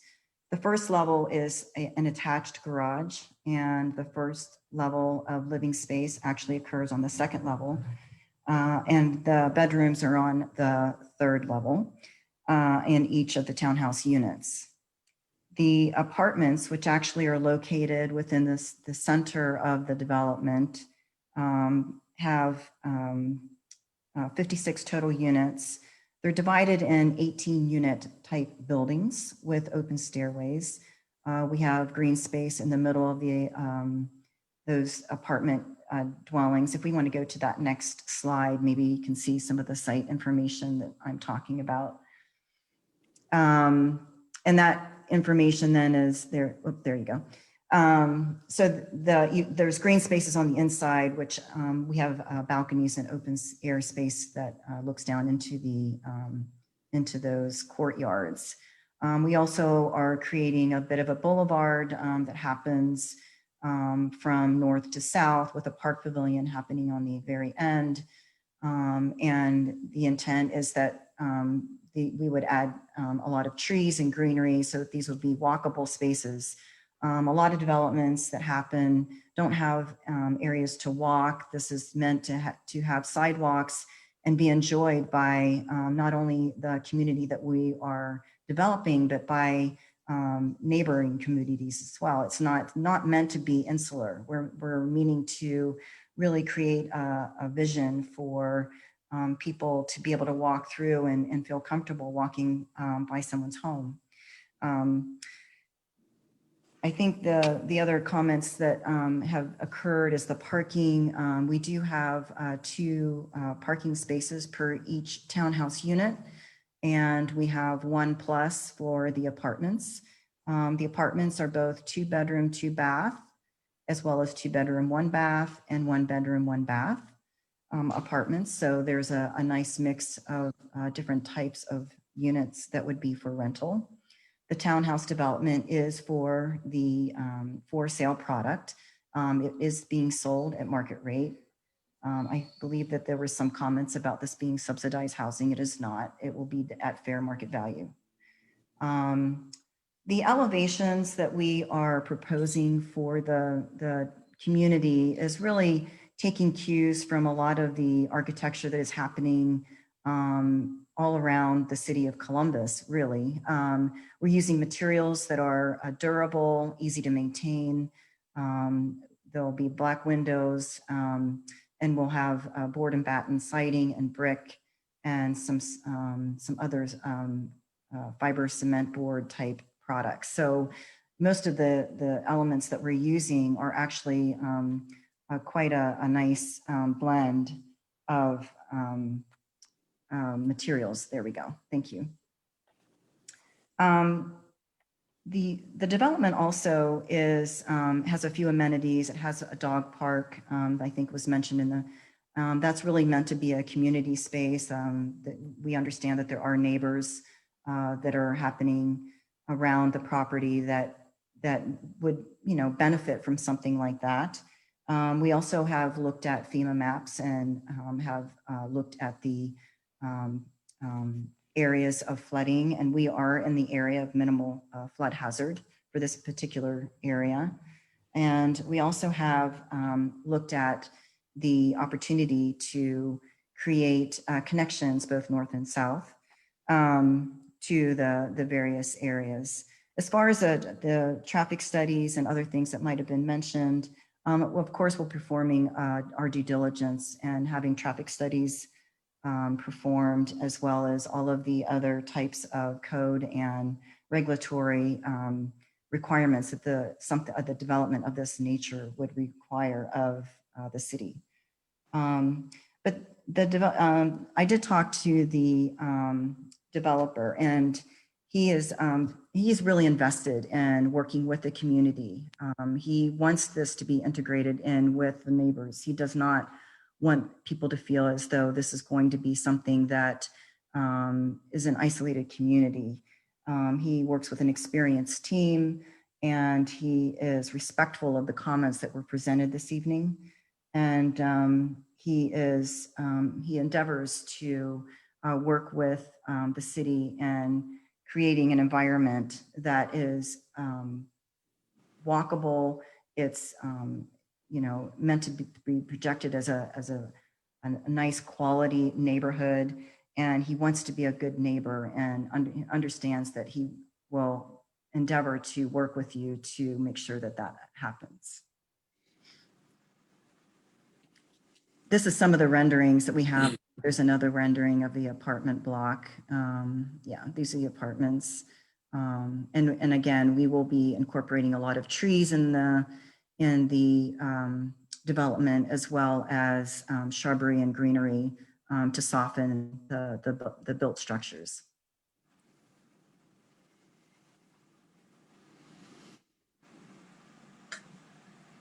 This is actually what would be viewed from Lancaster Avenue.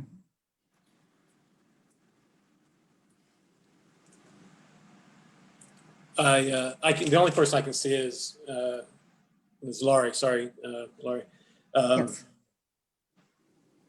The commissioners, fellow commissioners, whenever, are you done with your piece of are you done with yours? Yes, thank you very much. Okay, no problem. All right, so what I'd like to do, since I can't see anyone, why don't we just go down alphabetical order, and if you have comments, let's get all the comments from one person at a time, and we can address them. Starting with Mr. Benner, I guess. Mr. Benner, you have something you'd like to add or question this? Pat, I'm sorry. Chairman. Sorry. Yeah, I'm sorry, Keith. Hey, I was writing down some really good questions that some of the individuals had brought up, and just working with this applicant and the developer. I just wanted to speak on those so we didn't have to rediscuss maybe multiple ones that maybe the commissioners might be bringing up as well. So maybe we can just hammer those out real quick and then open it up if that is agreeable. I'm supportive of that. Great. I want to make it clear that the application before you tonight is a major site plan approval. It is not a rezoning. I know that got brought up a few times. It's not being rezoned. It's not like how the Wagner or Taylor Road developments previously. This is a major site plan. The zoning was already approved. There is a side exit to the south. I know Lori did not mention that. That is to the south exit. If you can see that, it actually goes to the other exit. So I believe an individual had brought up about emergency access. That is there for the emergency access for that. There was mention about 8-foot setbacks.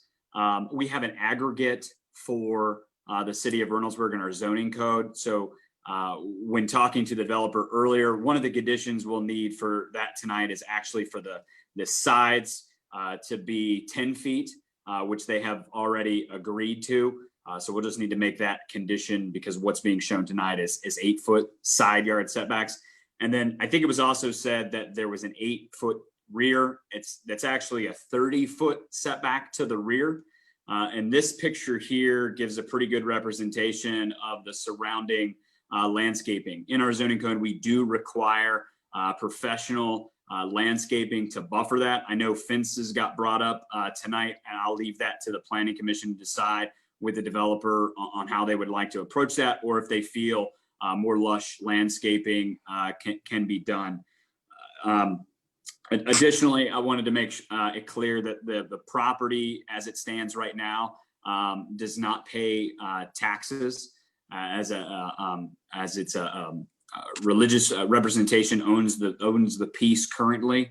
So there's no taxes being generated. So anything would be a net plus for the school district, who would receive about 60% of the property taxes on this development that would be paid by the obviously the property management and owner of the apartments, which are in the center, as well as the individual condo owners, townhome owners that surround.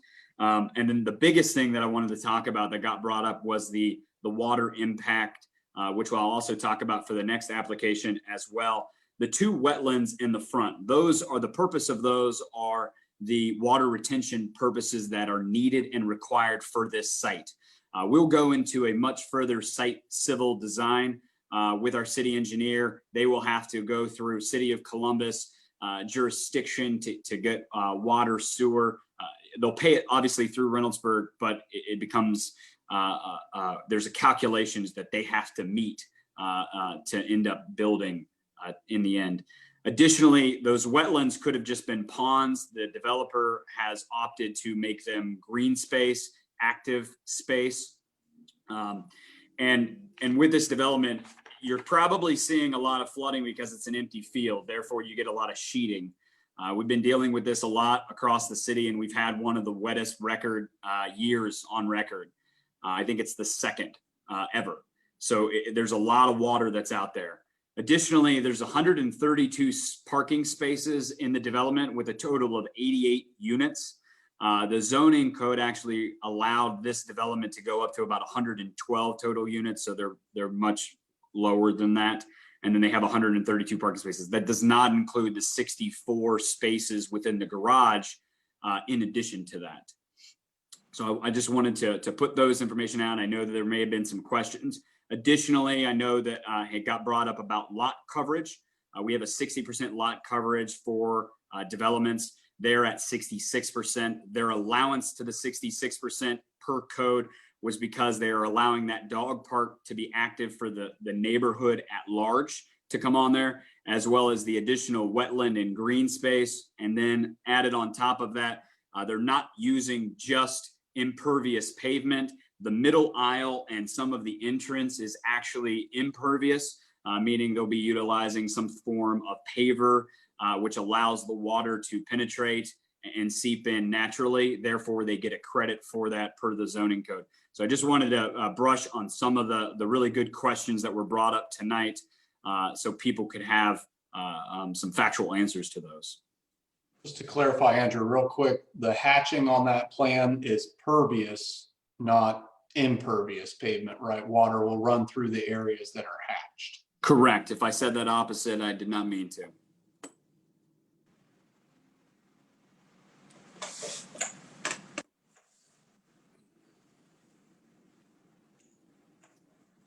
Okay, well, since we started with sort of an alphabetical order with Mr. Bowser and Mr. Benner, you want to pick it up from there, and you have any questions or comments for anyone? I do. Ms. Gunzelman, thank you very much for your presentation. On the application, it indicates that Mr. Oliver is the owner of the property. Is that accurate?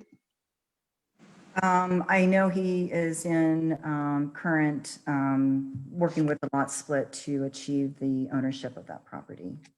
So the answer would be no, he does not own it. He does not own it at this time. And may I ask, just for my own personal, why is Mr. Oliver not here? He had an unexpected family emergency that he had to attend to. Very good. Thank you very much. Are you part of the Principal Home LLC? I believe that's who is that his company that's going to be doing this development? Yes, that's his company. I do have no ownership in his company or principal. Okay, so you're just authorized to speak for him tonight? I'm his agent of the owner. Do you know how long, does he have any other experience in multifamily development?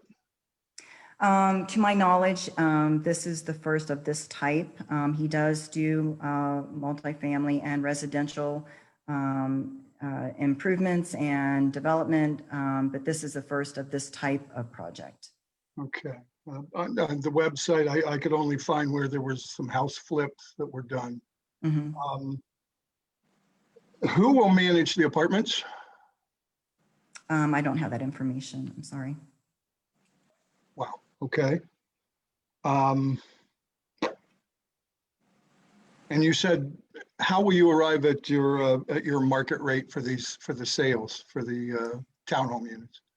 At this time, what we've been talking about is we would be looking at comp sales in the area to understand how the market is doing and set those prices at that time. And it would most likely occur somewhere within probably 75% CDs or construction documents, sorry. Okay, and this is, purchasing the land and developing this a very expensive proposition. Do we have any idea as far as timeline when this might start, finish? We have a projected schedule based on approvals, and a lot of this will depend on civil, because civil takes a lot longer and engineering takes a lot longer than building obviously does.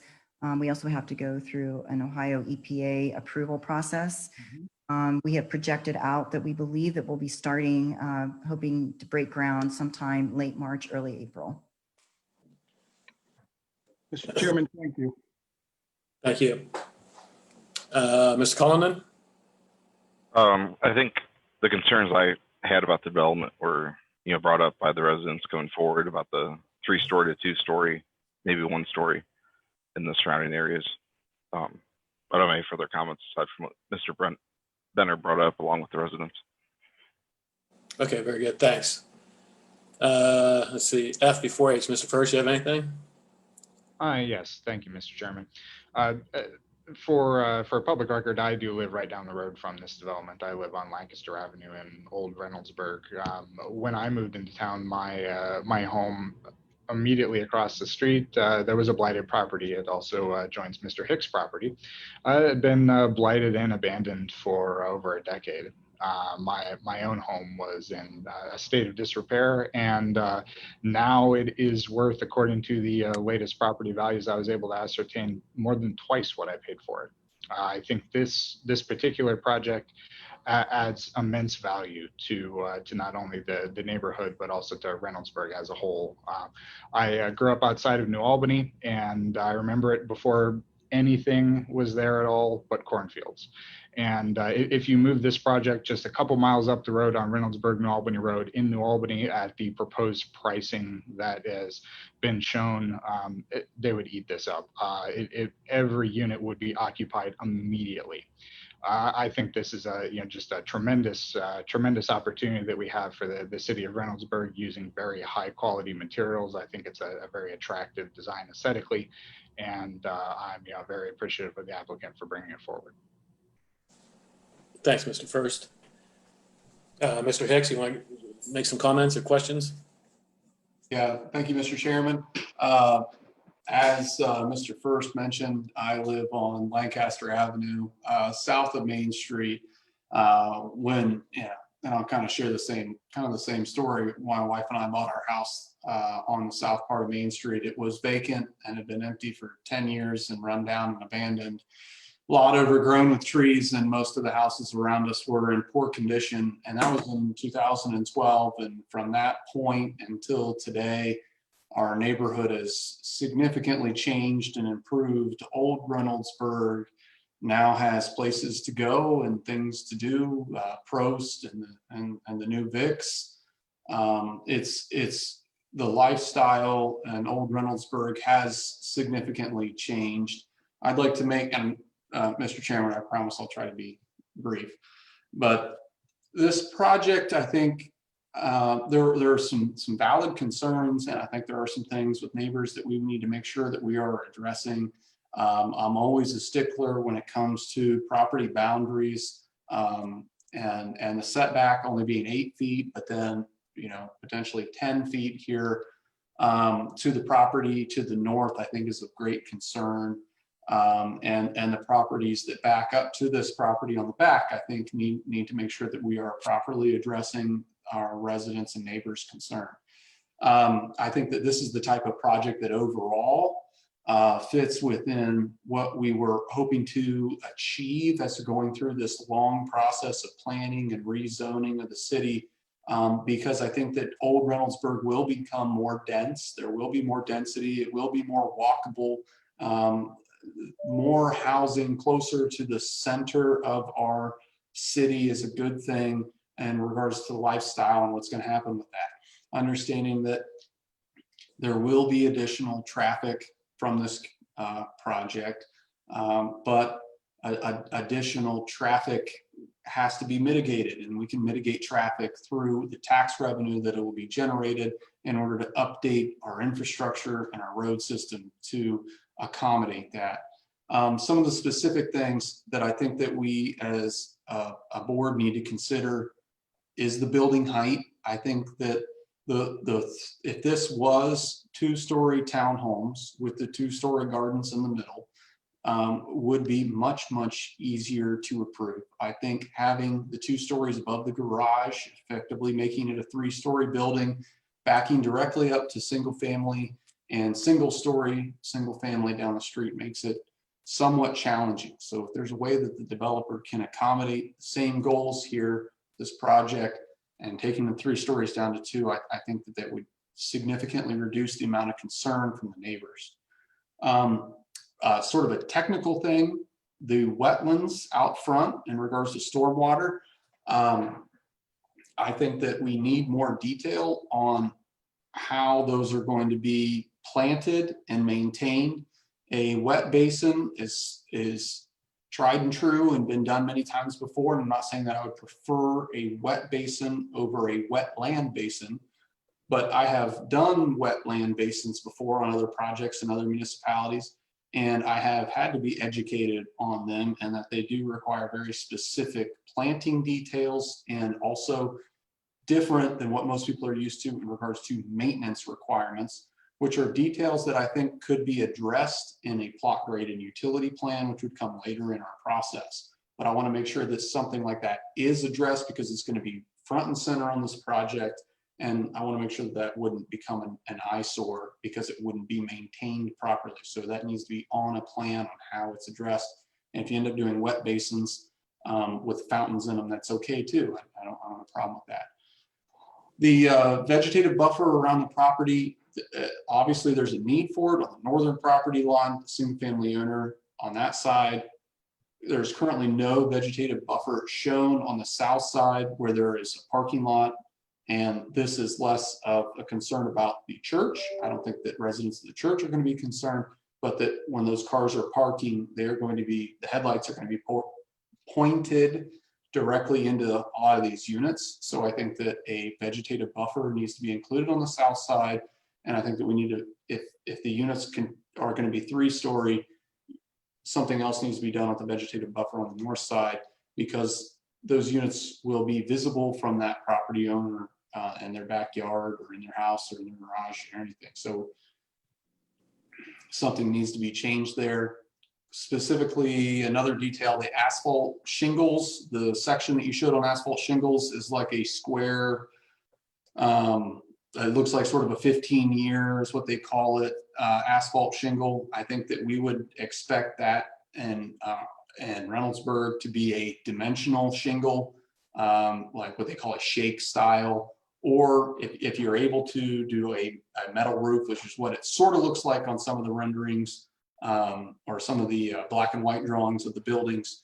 But that sort of 15-year shingle, I don't think would be appropriate. It would need to be a higher quality shingle. And I think that's probably more just sort of an oversight, but I want to make sure that that's pointed out and addressed. We covered that. The last thing I'd like to address is sort of the wow factor when you look at the elevations of a project like this. And I can completely understand people that have lived in Reynoldsburg for a significant amount of time to see elevations like this close to their home and to be concerned. But that same wow factor also incorporates all of the change that we are seeing in Reynoldsburg. And it just happens to all sort of come out to you in an elevation of a building. I think that buildings like this that are a modern farmhouse look certainly are within the times, and every development and house in this community is all sort of a creature of when it was created. And this is sort of the cutting edge of where we are on what's going to happen with development. And aesthetically, I think it is pleasing. And I think this property is specifically not in Old Reynoldsburg District. I advocated to make sure that neighborhood just to the south of it was included in Old Reynoldsburg when we were going through this process. I'm an advocate for Old Reynoldsburg. I live in Old Reynoldsburg, and I kind of joke that I want Old Reynolds to be more historic-y, to be kind of silly. I think this project being adjacent to it, just to the north, is a great transition from what we want to try to do in Old Reynoldsburg. This is a hardy plank project. This is not a project made out of vinyl. This is a hardy plank project, which is much more expensive to develop, and it will definitely add value to our community. So to conclude my comments and questions, I think ultimately I'm supportive of the project, but the 3-story issue needs to be addressed. And I think that it may be best if we table this for a month and ask the developer to see if they can figure out a way to address the height issue with the adjacent single-story single-family homes that surround this project. Thanks, Mr. Hicks. It's Mr. Zollers. A couple things. I too agree. I think this is a beautiful look. I think it's going to enhance downtown. It's going to do a lot of good things for the Reynoldsburg community. Coming down Lancaster, though, can we entertain maybe the thought of putting a duplex or separating those 4 units that stick out like a sore thumb and put 2 on one side and 2 on the other? Maybe an entrance in there so they can incorporate the larger homes coming down from Main Street towards this community. That way it'll separate it out and maybe not give it a first impression. So real quick here, Mr. Zollers, Mr. Hicks, I think we are a little limited in the requests that we can make of the developer here, given that the majority of this plan is already in spec according to our code here.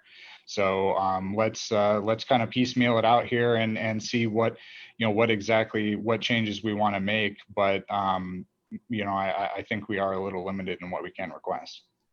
Well, these are just, to get it approved, they're going to have to get it approved. I hear what you're saying, but that would be something just some thoughts there. Maybe separate those 4 into 2 and have 2 on one side and 2 on the other. What is the ceiling heights in there, Ms. Gelderman?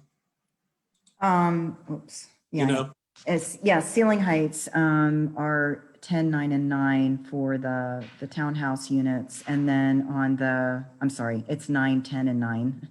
The 10-foot is the main living level, and the apartments are 9 foot. Well, maybe that would accomplish a little bit to get to the reduction in height. Maybe the pitch in the roof would further positively impact the height. Just thoughts. Well, the project is within the 35-foot height restriction already. It would just reduce the overall height of the buildings. Yeah, someone said that heard someone in the discussions that this was a 48-foot building, and it is not. No. Yeah, I didn't think so either. Okay, and these are very large units. 2,400 square feet is a large unit, and I assume that's somewhere around 500 square feet in garage, which addresses the parking. So that's still 1,900 square feet. That's a very good sized place. Mm-hmm. 3 bedrooms. Yes. for the end units, and then the middle units are 2 bedrooms. Yeah, so you still take 500 off that, that's still a decent sized living facility. So those are the questions. Hold on one second. I had one other comment.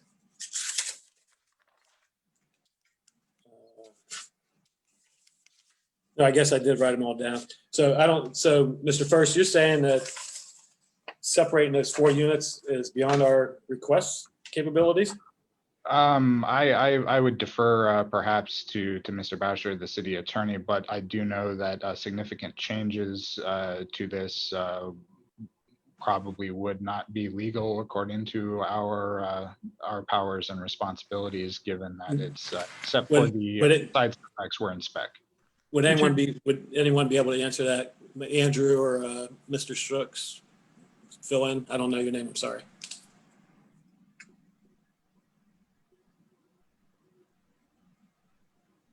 Andrew? Mike, do you want to take this? Yes, Michael Shaw, the Assistant City Attorney, filling in for Mr. Shook. Mr. First is correct. The board or the Planning Commission could suggest or request changes. However, they're very limited in their abilities to mandate them. Okay, that's fine. Well, it's just a request. Everyone's got questions and answers, so that's why I asked the question. Plus, I think it would probably make things a little easier going forward and tie the old 2-story houses right into 2+ or 3. I like it. I think it's a beautiful look, and I think it fits well into the city. The buffering, the fencing, something along those lines, I think should be considered as well. Hey, Pat, I did want to mention one thing to kind of bring it up. In an earlier phase, they actually didn't have any units that sort of fronted Lancaster. I think one of the design aesthetics that Lori brought when she was talking about Lancaster was she brought those units up to the front because, yes, they're 3 stories, but there's actually 3-story homes on Lancaster, all at on the other side of on the road on the west side. You may consider them as attic space, but that's almost what these are as well because of the hip of the roof. And they actually stair-stepped them to make them in line with those existing homes, so it would keep that existing character straight down Lancaster. That was a request by our department to see that, so it would tie in a little closer when you were driving down Lancaster. So I appreciated them adopting that.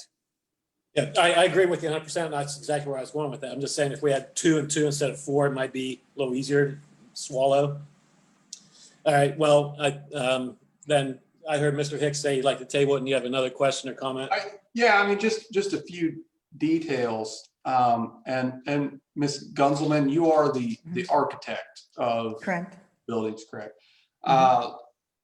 You know, some of the things that we are discussing here, the current pitch of the roofs is obviously intentionally fairly steep. And a lot of times communities ask for steep pitched roofs. So I get that. But would there be a way to sort of combine a reduction in the steepness of the pitch, not to make it a 312 pitch and almost a flat roof? I'm not asking that, but some reduction in the steepness of the roofs and a reduction possibly in ceiling heights or vaulted ceilings and things like that in order to try to get the buildings down a little bit, or some way of scaling the buildings from 2-story to 3-story in a way that has a little bit more awareness of the scale of the buildings that surround this project.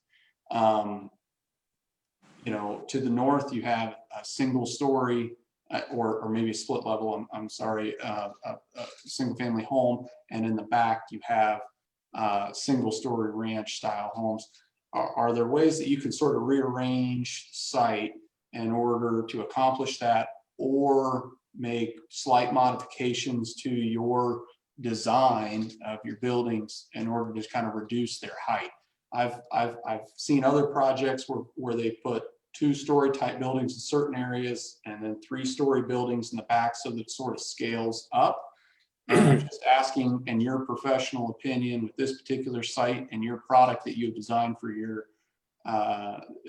client, if there is any ideas that you would have to be able to maybe help address some of the community's concerns.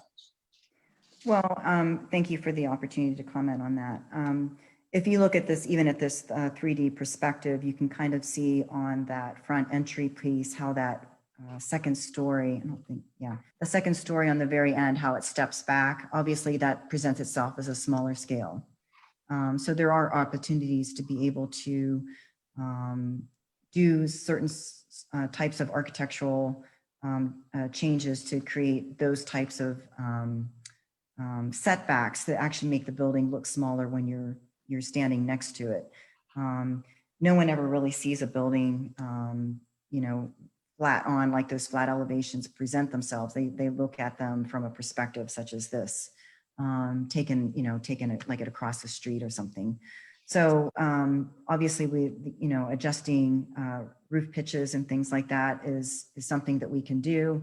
The steeper pitched roof is actually a more expensive build. So the client is actually creating a much more expensive type product to create a certain aesthetic, but there's always things that we can do to reduce ceiling heights and roof pitches.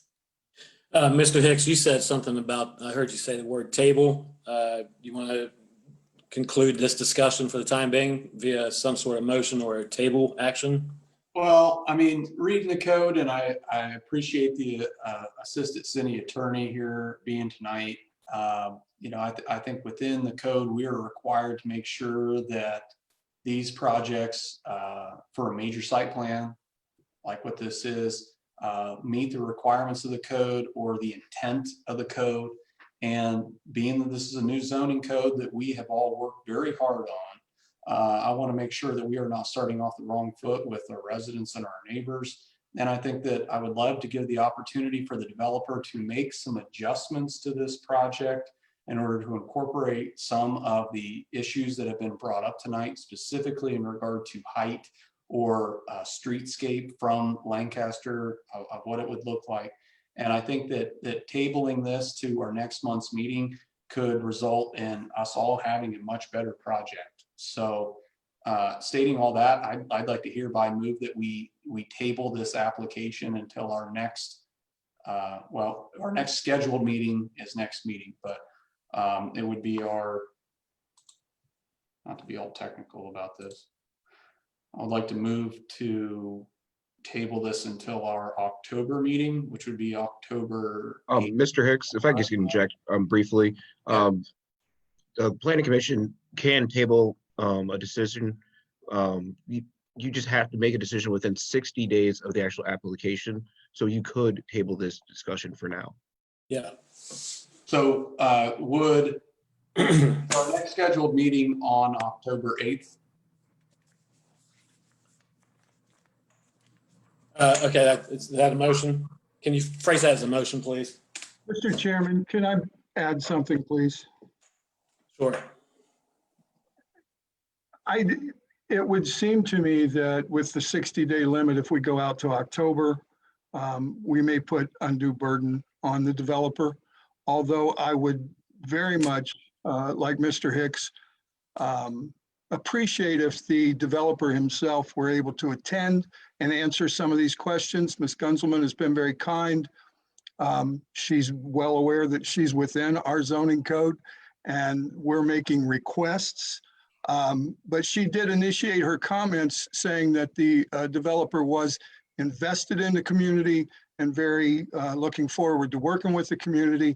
I think if we can delay this, even if we have to have a special meeting for a period of time so that he can come and hear the changes that we would all maybe like to see, and then have time to look to decide about that and stay within the 60 days.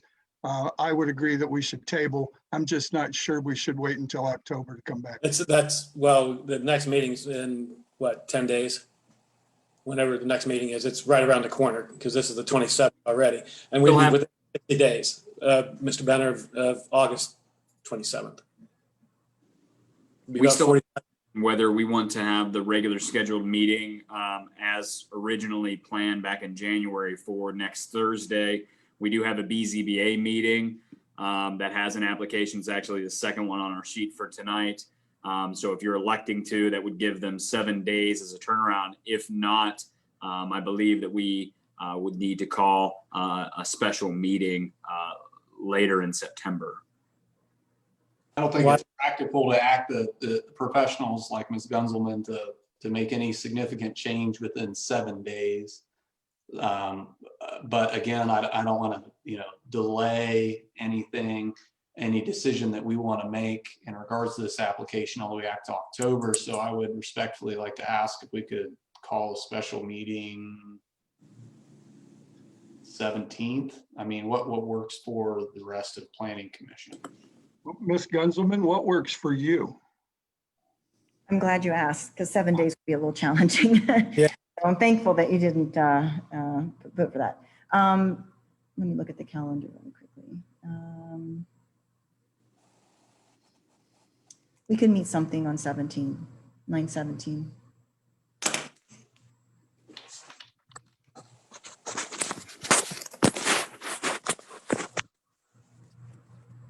For the record, I'm available on that date as well, and I would prefer that we call a special meeting instead of delay to October.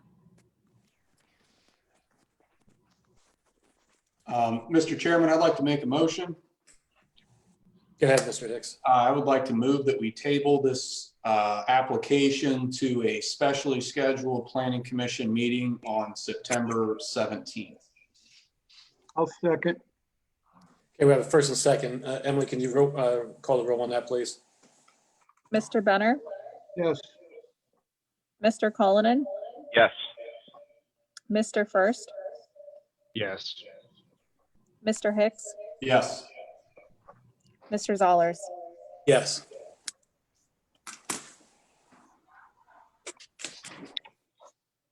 Okay, very good. Thank you. Good discussion. Good project. And Thank you very much for the opportunity to present. thanks. Okay, one more. Let's get number 2 started so we can keep moving, please.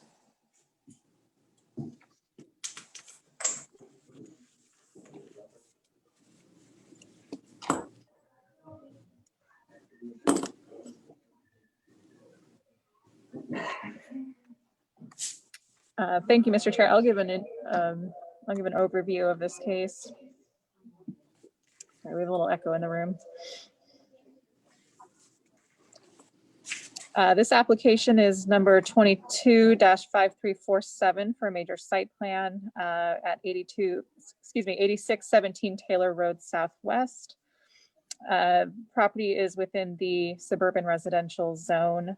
The applicant, Chris Bruzzese of Berardi and Partners Incorporated, is requesting Planning Commission approval of a major site plan for the construction of a new residential development consisting of 128 townhome units with a central clubhouse. This does include a mix of 98 2-bedroom and 30 3-bedroom units. There's an existing single-family home on what is a 15.2-acre site. This development will go before the Board of Zoning and Building Appeals on September 3rd for conditional use approval. And I do believe the applicants are on if they want to share more about the development, and I will pull up the site plan.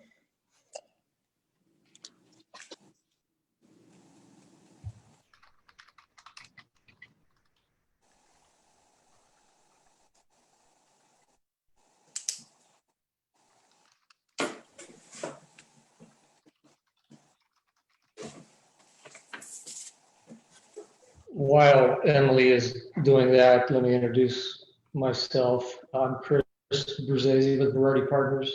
I have Larry Battery with me, the project owner, and Tom Warner is also present, civil engineer with Advanced Civil Design. Thank you, Emily, for that introduction.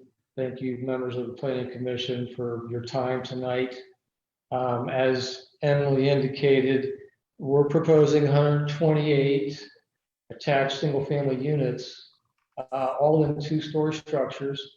We have a mix of 8-unit buildings and 2 12-unit buildings to reach our unit count, together with a 1-story clubhouse.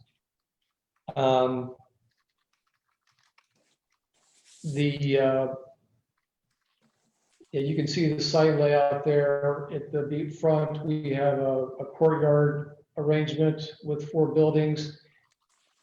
Also, when you enter the property, the clubhouse is immediately in view.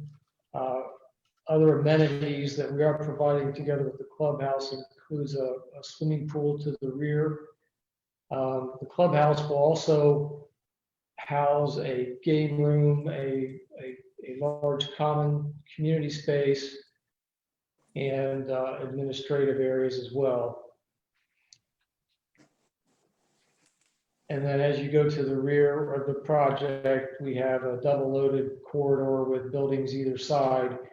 As part of the development, because of the 8-unit buildings being somewhat repetitious, we're proposing 2 different exterior designs. And you don't need to go there yet, Emily, but I just wanted to mention there's going to be a mix of exterior designs as well as a range of colors and materials on the exterior of the buildings to give the project a visual variety. The site will be interconnected with sidewalks from the entrance all the way through to the rear. So it's going to be completely walkable and connected to the adjacent neighborhoods.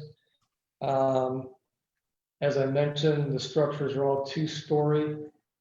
We have 1-story garage elements together with ends of the buildings, which also step down, making it very much at scale with the adjacent residential houses. The proposed materials are a mix of brick and vinyl siding. The vinyl siding will have 3 different textures. We will have horizontal lap siding together with vertical board and batten, as well as shake shingle pattern. So between the mix of colors and textures and patterns, and these are not final, by the way, these are our first look at our design. We've been in process with Larry looking at other color schemes and mixes of patterns and textures, so we're still working on that. But as I mentioned, we'll probably have 3 different elevations together with 4 different color schemes, again, to provide variety. Some of the things that were brought up were concern about the site perimeter. We will provide landscape buffers around the perimeter to buffer the proposed development against the residential properties. Our setbacks are actually quite generous, ranging anywhere from 50 feet down to, I think, the smallest setback we have is 29 feet. As far as engineering goes, if there are technical questions regarding that, Tom Warner here is available to answer those questions, but we will meet all of the city requirements for stormwater detention and runoff, as well as any utility or site lighting issues that may exist.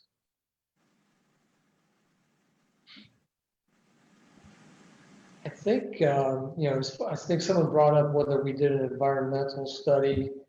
We do have an environmental study in place, and there are no issues that we're aware of at this time. So I think that's all I have at this time. If you want to open it up for discussion or questions. Commissioners, anyone want to get things started? Mr. Chairman, if you don't mind, I do have, I have one question. In our code, well, first of all, the decision in regards to density, I believe won't actually be addressed by us. That's going to be addressed in regards to BZBA and how this project fits within the existing suburban residential zoning. But within the suburban residential zoning, setbacks, rear setbacks, I believe, are determined at 30 feet for suburban residential zone. It's always goofy and somewhat odd in how setbacks, when you're talking about single family, it's normally pretty easy to understand, but in a multifamily project where they are sort of oriented in all different orientations within the lot. I think one of my biggest concerns on this project is how all this project gets along with the neighbors and the southern and in some parts the eastern property lines, the proximity of those buildings. I don't see the setback number on there, what that setback is to the property line, and then what buffering, vegetative, preferably plantings are included to help screen if those units are significantly closer to the rear set to the property line than what the adjacent single family is.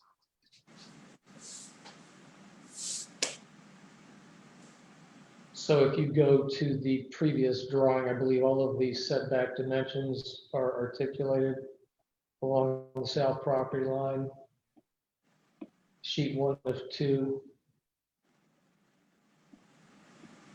And yes, regarding the landscape buffer, that landscape plan is obviously conceptual and not fully developed.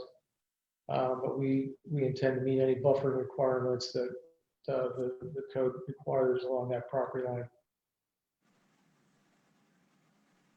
20 feet. We're 47 there with building 4, 49 at building 7. It then goes to 53 at building 9. As we continue to the east, you see the jog in the property line. We're down to 29 feet there and 27 at 12. And then 22 at the end of building 13. As you turn the corner, we're back more closer to 40 feet on the east property line.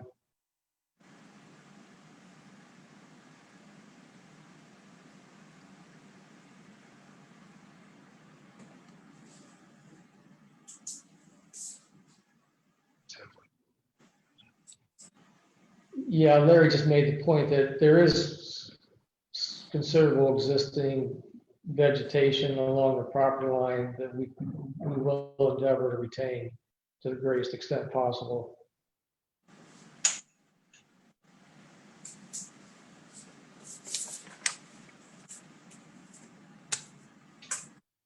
Mr. Hicks, you have any other questions? No.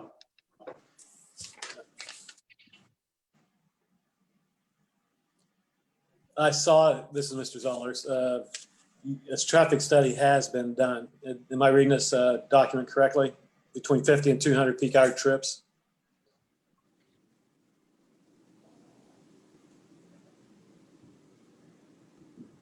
This is Tom Warner with Advanced Civil Design. A specific traffic impact study has not been provided for the property at this time. Okay, you got something here, use for major site plans. It's got they're between 50 and 200 peak hours checked or X'd. They did submit a traffic access study, which was required for the conditional use to be reviewed by BZBA. Okay, all right. While I have the floor, I was hoping to address some of the concerns and questions that were sort of brought up. And then I do have one condition that needs to be made based off of an adjacent property owner. Emily, if you could move to the north of that detention pond, we will get that out of the way. There is a home that is to the north or to the side of that property. Its current easement allows its access to Taylor Road. The developer is currently working with that property owner through a contract to build a separate road to the north. And we won't get into the specifics of that civil matter. However, there does need to be a condition that is made that normal access pre and during the construction is at all times there. In addition, there needs to be a permanent access that is from that occupied home, either via through the neighborhood itself, but I actually think it's going to be going up north into Candidate Court, as that property owner also owns a small parcel to the north. So I want to make that very clear that there needs to be normal access during all phases of construction. In addition, there needs to be a permanent paved, whether that's asphalt, pavers, or concrete. That is a matter between the developer and that homeowner, but that needs to be done, and that does need to be a condition that's placed into this because there is not a signed contract currently. So I just want to make sure, I don't care who does that, but if we do approve this tonight, that does need to be put in there. Additionally, I wanted to talk about some of the water quality problems sort of over in that area. Just as we kind of touched on a little bit through Lancaster, I had our city engineer take a look at these, as well as some of the pictures that I think I had actually sent back to Emily. That is some of the flooding concerns. This is to the east of the property line. Therein lies sort of a kind of a rainwater collection point. I know the property owner to the north has had several problems with that and not even being able to utilize their own easement.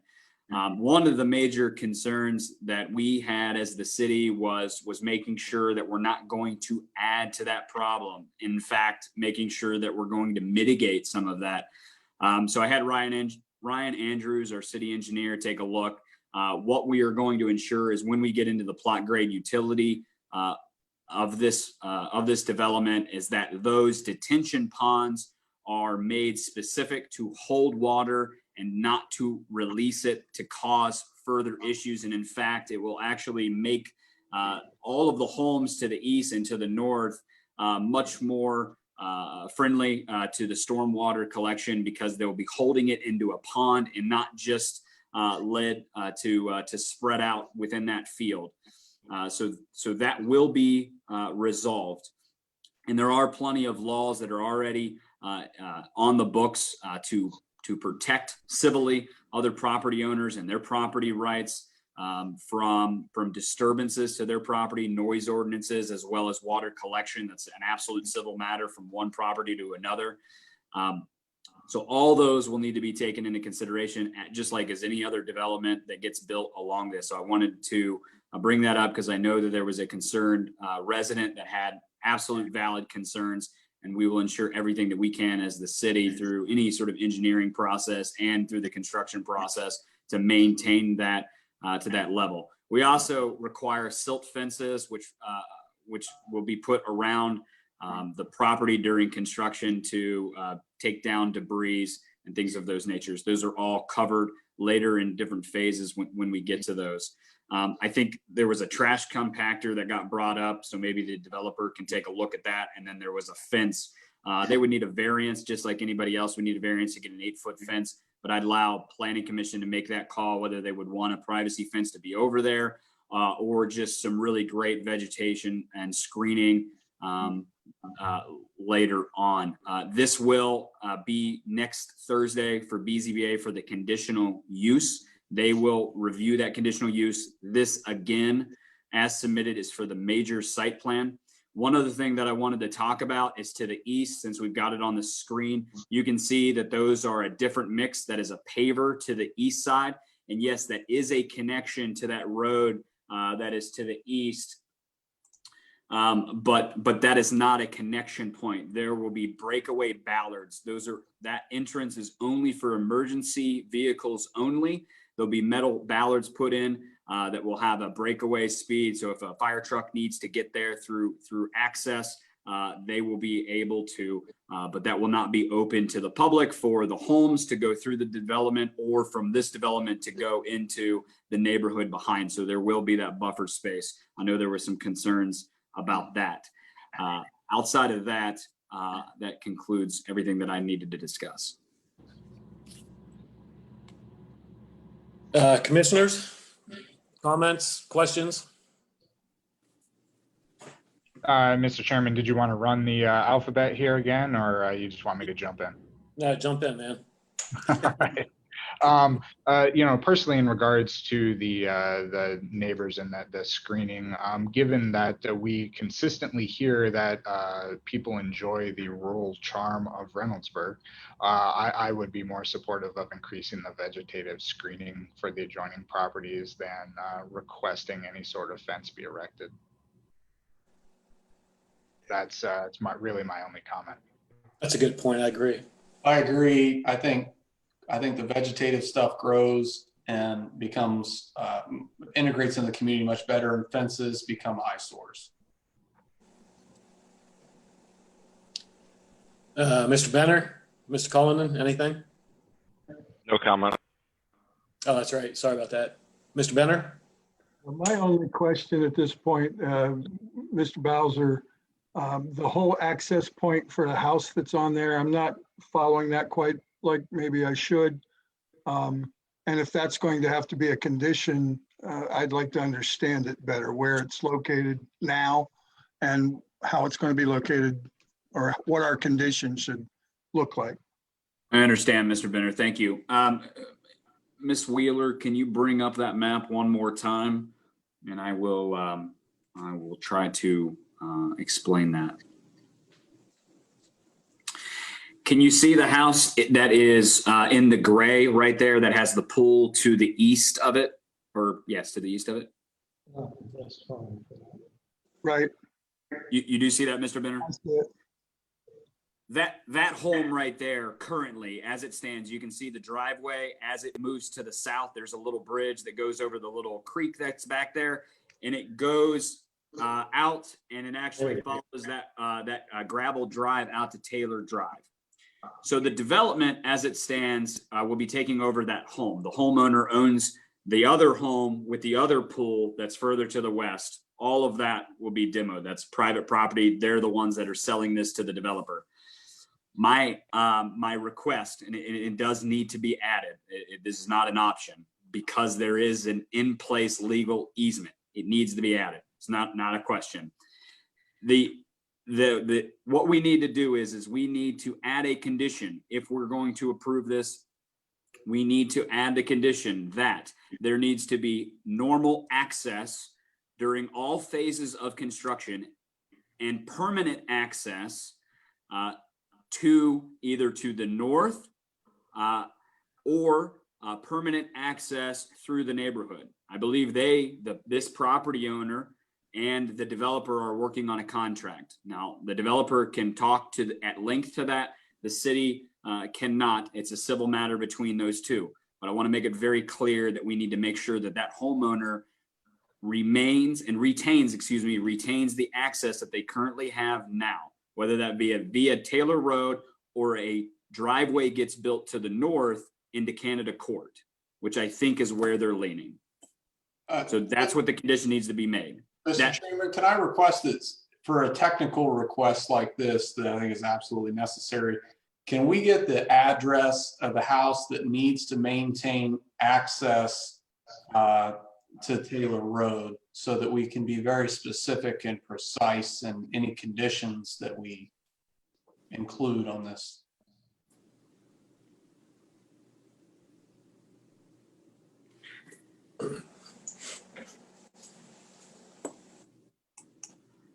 Mr. Hicks, I'm going to grab that for you real quick. I don't have it offhand. Just give me 1 second.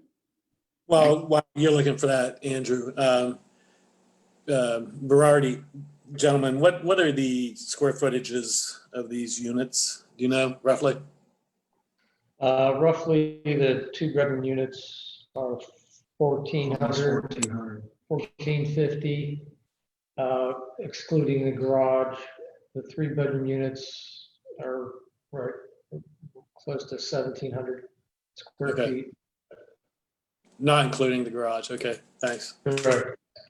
Mr. Zoller, I know you guys asked the question. 8619 Taylor Drive. That is the home that needs to make sure that they maintain normal easement and access to that home.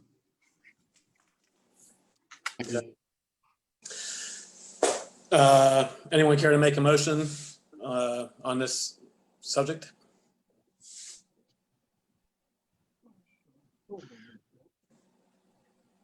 I do want to clarify, we also do need to add another condition onto this as well.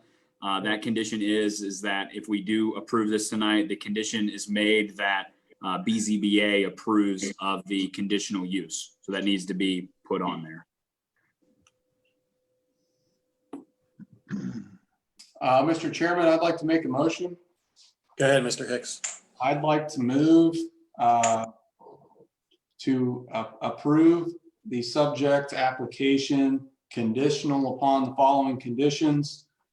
Firstly, that the applicant get approval from BZBA for a variance. Secondly, No, not a variance, conditional use. I'm sorry, I would, that the applicant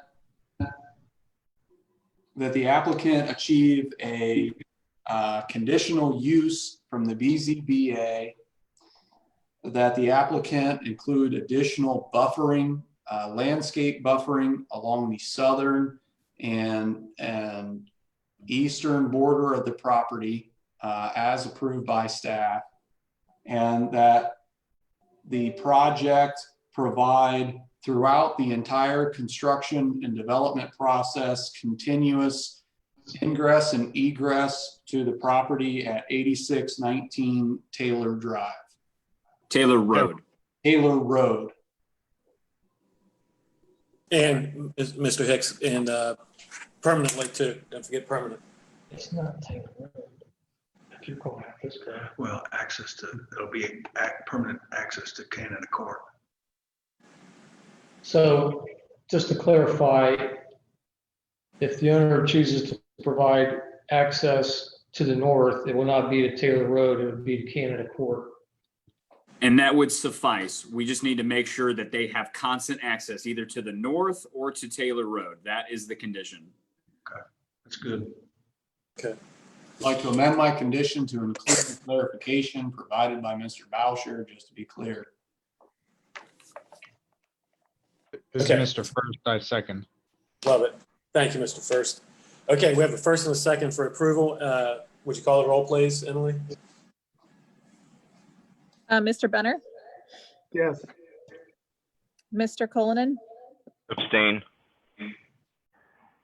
Mr. First, Yes. Mr. Hicks, Yes. Mr. Zollers. Yes. Okay, Thank you. Thank you. thank you. Deuce, good job. Okay, 1 and 2, any other business? All right, hearing none, this meeting's adjourned. Mr. Chairman, could I just ask quickly if staff had any applications planned for our normal meeting in September? What's our normal meeting date? Or did we already cancel our normal meeting date in September? I think we were leaving it open in case we did have application. That's September 3rd when we do have that special BZBA meeting called. Emily, do we have any applications for?